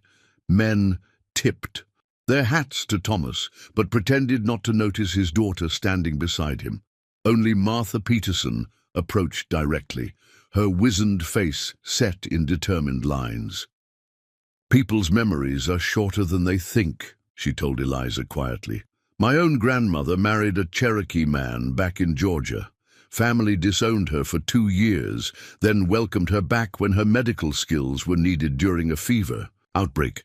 Truth and usefulness eventually overcome prejudice." The unexpected support from the settlement's eldest member provided momentary comfort, though Eliza knew the coming days would be difficult. Public suspicion, once aroused, rarely subsided quickly, particularly when inflamed by those with personal interests at stake. Swift approached as the crowd dispersed, maintaining a respectful distance that nonetheless triggered renewed whispers among those watching. "I apologize," he said quietly to both Blackwoods. "My presence has complicated your standing in the community." "You have nothing to apologize for," Thomas replied firmly. "Ignorance and prejudice are not your responsibility." Eliza met Swift's concerned gaze directly. "I knew the potential consequences when I supported the proposal. I stand by that decision." Something shifted in Swift's expression. A deepening of respect mingled with another emotion more complex and personal. "Few would accept such consequences voluntarily. Few things of value come without cost," she replied, echoing her father's earlier wisdom about significant relationships.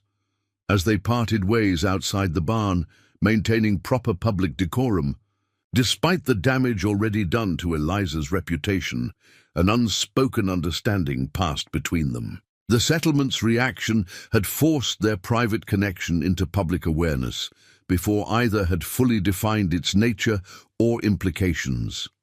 Now they would need to decide whether to retreat from that connection in the face of social pressure, or to acknowledge and perhaps deepen it despite the challenges such a choice would bring. Riding home beside her father in thoughtful silence, Eliza found clarity emerging from the turmoil of the day's events. The artificial boundaries between people, maintained through social pressure and prejudice, seemed increasingly insubstantial compared to the genuine understanding and respect she had found with Swift River. If society would judge their connection, regardless of its true nature, perhaps defining that nature based on their own hearts rather than external expectations, made the most sense. Thomas seemed to sense her internal resolution. As they approached their homestead, he spoke quietly. "Whatever path you choose, Eliza, remember that worthwhile journeys rarely follow established roads. Your mother and I will support you, even when others cannot understand your direction."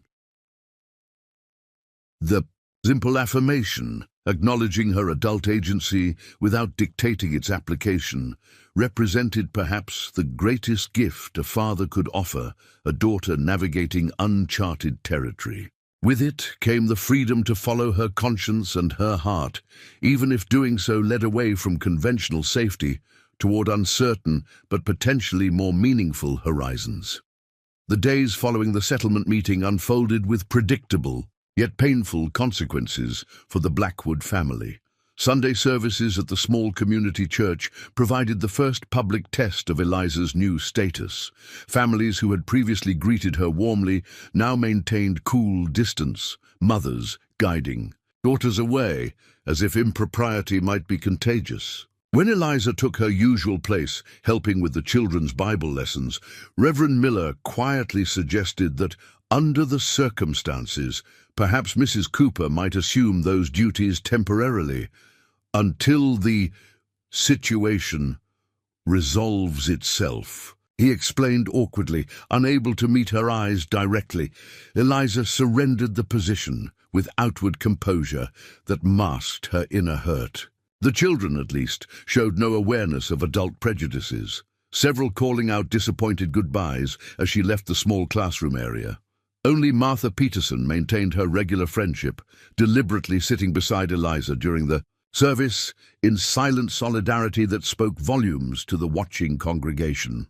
The elderly woman's support carried particular weight, given her status as a founding settler whose deceased husband had helped establish Redstone Creek 15 years earlier. "Hold your head high," Martha murmured as they left the church. "I've watched this settlement turn against good people before, then welcome them back when convenient. Weather the storm with dignity." Meanwhile, Thomas Blackwood faced his own consequences. Several families withdrew their children from the informal educational sessions he conducted 3 afternoons each week, citing vague excuses that poorly disguised their true concerns about his apparent acceptance of Swift River's connection to his daughter. "As if knowledge becomes tainted depending on who sits at my table," Thomas remarked with uncharacteristic bitterness after the Jenkins family collected their children's books and slates. The most painful rejection came from the settlement's collective reliance on Eliza's healing skills. For 2 years, she had tended fevers, bound wounds, eased childbirths, and prepared remedies for everything from croup to rheumatism. Now, even as spring illnesses circulated through Redstone Creek, no one appeared at the Blackwood door seeking her assistance. "Mrs. Wilson's youngest has a whooping cough," William reported after returning from an errand in the settlement. "They've sent for a doctor from Fort Reno instead of asking for your syrup." Eliza absorbed this news with resignation. Fort Reno lay 3 days' ride away. The child would suffer needlessly, waiting for medical help that she could provide immediately.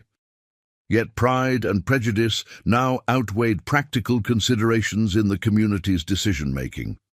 Through these social adjustments, Swift River maintained deliberate distance from the Blackwood homestead.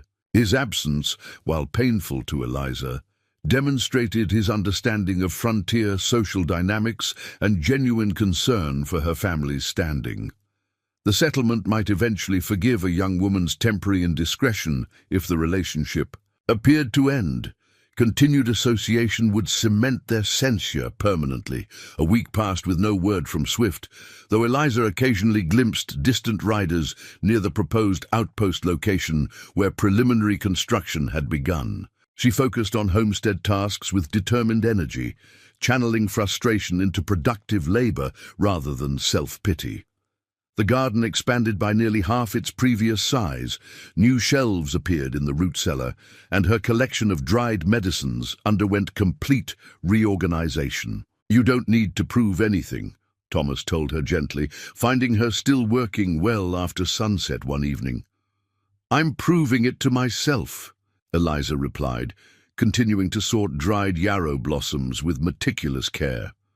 "That I can endure disapproval without breaking." The second Sunday after the meeting brought unexpected activity to the Blackwood homestead. As Thomas and the children prepared for church, Eliza begged off, unwilling to face another morning of public shunning. She stood on the porch, watching her family depart, mixed emotions washing through her, relief at avoiding immediate scrutiny, shame at her own cowardice in hiding, and a deeper pain at the injustice of being ostracized for nothing more than seeing value in a man whom others judged by heritage rather than character. No sooner had the family wagon disappeared over the small rise that separated their property from the main settlement road than movement caught Eliza's attention from the opposite direction. A rider approached from the east, Swift River, on his distinctive buckskin gelding. Her first impulse was to retreat inside to protect both of them from further gossip should anyone witness his visit. Yet something in his determined approach suggested an important purpose beyond merely seeing her. She remained on the porch, one hand unconsciously smoothing her hair, wishing she wore something more presentable than her faded work dress. Swift dismounted with his usual fluid grace, securing his horse to the hitching post before approaching. Though his expression remained composed, Eliza immediately noticed the tension in his movements and the unusual formality in his bearing. "I apologize for coming unannounced," he said by way of greeting. "There are matters we should discuss before. Decisions are made that cannot be unmade. My family is at church," Eliza replied, understanding his concern about propriety.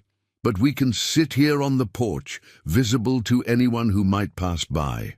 Swift nodded agreement, taking the offered chair with measured movements that suggested inner conflict despite his outward calm. For several moments he studied the distant horizon, organizing his thoughts before speaking. "The Broken Spur owner arrived yesterday from Texas," he began finally. "He reviewed the outpost plans and met with Samuel Jenkins privately." "And?" Eliza prompted when he paused. "The outpost will proceed as planned, but my appointment as manager has been reconsidered." Swift's voice remained level despite the obvious disappointment this decision must represent. "Jenkins's nephew Clyde will oversee operations instead, with me serving as foreman, responsible for the actual work, but reporting to him." Eliza felt a surge of indignation. "That's absurd. Clyde knows nothing about ranching. He's barely been in the territory for 3 months. He knows the right people and comes from the right background," Swift replied simply. "In the owner's view, he'll integrate better with the settlement community." The unfairness burned in Eliza's chest. Swift's competence, experience, and proven abilities counted for nothing against prejudice and social connections. "This is because of me, isn't it? Because Clyde implied there was something improper between us?" Swift met her gaze directly. "Partly, though such an outcome was always possible, regardless of personal connections. The territory operates by certain unwritten rules about who may hold positions of authority." His acceptance of this injustice without apparent bitterness struck Eliza powerfully. Swift had navigated similar boundaries his entire life, learning to expect less recognition than his abilities merited simply because of his mixed heritage. "It's wrong," she stated with quiet intensity. "Yes," he agreed simply. "But it is the reality we face." The subtle shift to "we" rather than separate individuals caught Eliza's attention immediately. Swift hadn't come merely to report workplace disappointment. Something more significant lay behind this visit.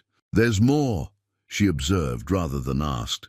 Swift nodded, tension visible in the set of his shoulders, despite his composed expression. "The arrangement creates a difficult position.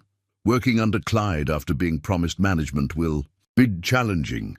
His temperament suggests he'll use his authority to assert dominance rather than build cooperation." "You're considering leaving," Eliza realized, unexpected pain lancing through her at the thought. "The J-Bar outfit in the Cimarron Valley has offered a position," Swift confirmed. "Better terms, management role, fewer complications." The Cimarron Valley lay over 100 miles northwest, not an impossible distance on the frontier, but far enough to make regular communication nearly impossible. If Swift accepted this position, their connection would effectively end. "When must you decide?" Eliza asked, struggling to keep her voice steady. "I rode to give them my answer tomorrow," Swift replied, watching her face carefully. "They expect acceptance." Silence stretched between them, heavy with unspoken feelings and possibilities. Swift had deliberately come before making his decision final, offering Eliza input into a choice that would affect them both. The implicit question hung in the air. Was whatever existed between them worth preserving against significant obstacles, or would both fare better returning to their separate worlds? "And if you stayed?" Eliza finally asked. What would that mean? Swift considered his response carefully. Difficulty, Working under a man who dislikes me personally and resents my abilities. Living near a settlement that largely rejects my presence. Facing continuous criticism for any association with your family." He paused, then added with quiet intensity, "but also possibility, of building something meaningful despite opposition, of creating understanding where prejudice currently prevails." "And between us?" Eliza pressed, needing clarity about the personal rather than professional dimensions of his potential decision. For the first time, Swift's carefully maintained composure softened, revealing genuine vulnerability beneath his guarded exterior. "Between us, I see something rare and valuable, a connection based on mutual respect and understanding rather than conventional expectations." His gaze held hers with unwavering directness. "I would explore that connection further if you wished for it, regardless of social disapproval." The simple declaration, devoid of flowery sentiment but profound in its honesty, moved Eliza deeply. Swift offered no false promises about easy paths or guaranteed outcomes, only the truth of his feelings and willingness to face difficulties if she shared his sense of their potential together. "The settlement's reaction would not improve," she acknowledged, thinking through practical realities. "My family would continue facing social consequences. Your position would remain difficult." "Yes," Swift agreed.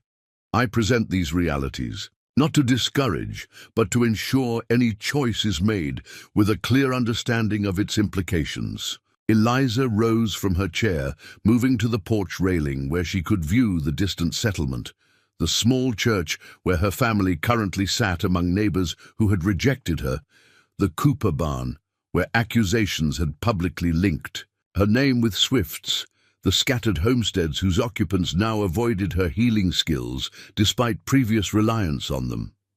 What value did such conditional acceptance hold compared to the genuine connection she had found with Swift? The community had shown how quickly surface welcomes could transform into rejection when conventions were challenged.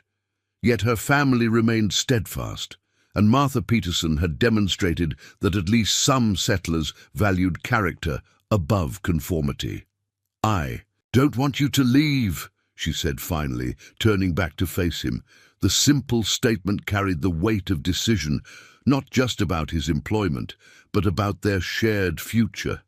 Something transformed in Swift's expression, a lightening of burden, a cautious hope replacing resignation. "You understand what that choice might mean for both of us?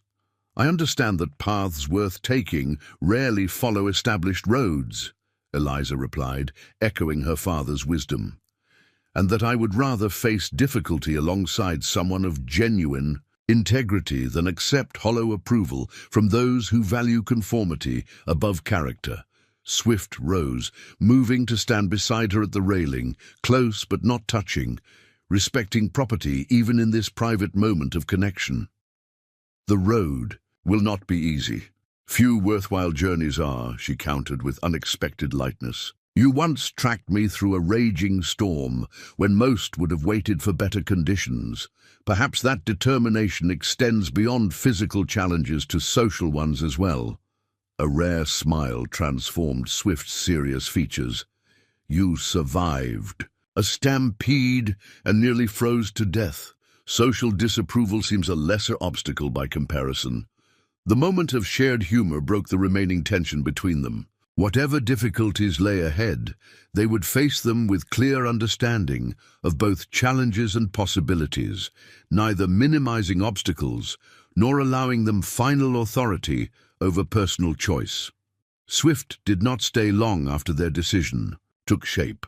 Propriety still mattered, particularly now that they had chosen a path that would invite additional scrutiny. They agreed he would speak with Thomas directly before finalizing arrangements with the Broken Spur, respecting her father's position even though Eliza had made her own choice clear. As Swift prepared to depart, he hesitated briefly before reaching into his saddlebag and withdrawing a small leather pouch. "This is for you," he said, handing it to Eliza. "My mother made it before she died." Eliza opened the pouch carefully to find a beautifully crafted bracelet of polished seeds, small carved. Wooden beads and delicate leatherwork. "It's beautiful," she breathed, recognizing the significance of such a personal gift. "Kiowa women wear such things to signify important transitions," Swift explained. "This marked my mother's decision to join my father's world while maintaining her own traditions. She said I would know when to pass it on." The gift represented far more than a simple adornment.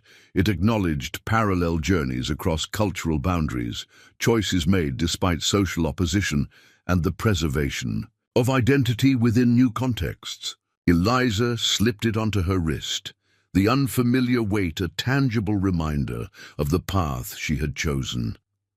"Thank you," she said simply, words inadequate for the emotion behind them. Swift mounted his horse, the decision to remain bringing new purpose to his bearing despite the challenges it would entail. "I'll return once I've spoken with the broken spur owner. Your father should hear my intentions directly." As he rode away, Eliza touched the bracelet, its smooth beads and intricate leatherwork, connecting her to a heritage she was only beginning to understand, but now chose to honor alongside her own traditions. The settlement's rejection had painfully severed certain relationships, yet in their place emerged the possibility for deeper connections, transcending conventional boundaries. When Thomas and the children returned from church an hour later, they found Eliza waiting with quiet determination, and the visible symbol of her choice on her wrist. William noticed immediately, his youthful directness addressing what the adults might have approached more cautiously. "That's Indian work," he observed, examining the bracelet with curious fingers. "Did Swift River bring it?" "Yes," Eliza answered, simply meeting her father's questioning gaze over the boy's head. "He came to discuss some important decisions. He'll return to speak with Father directly, but I wanted you all to know my mind is made up." Thomas studied his daughter's face, finding there the same quiet resolve that had characterized her mother's most significant choices. "I suspected as much when Martha Peterson mentioned seeing a rider heading toward our property as they left church."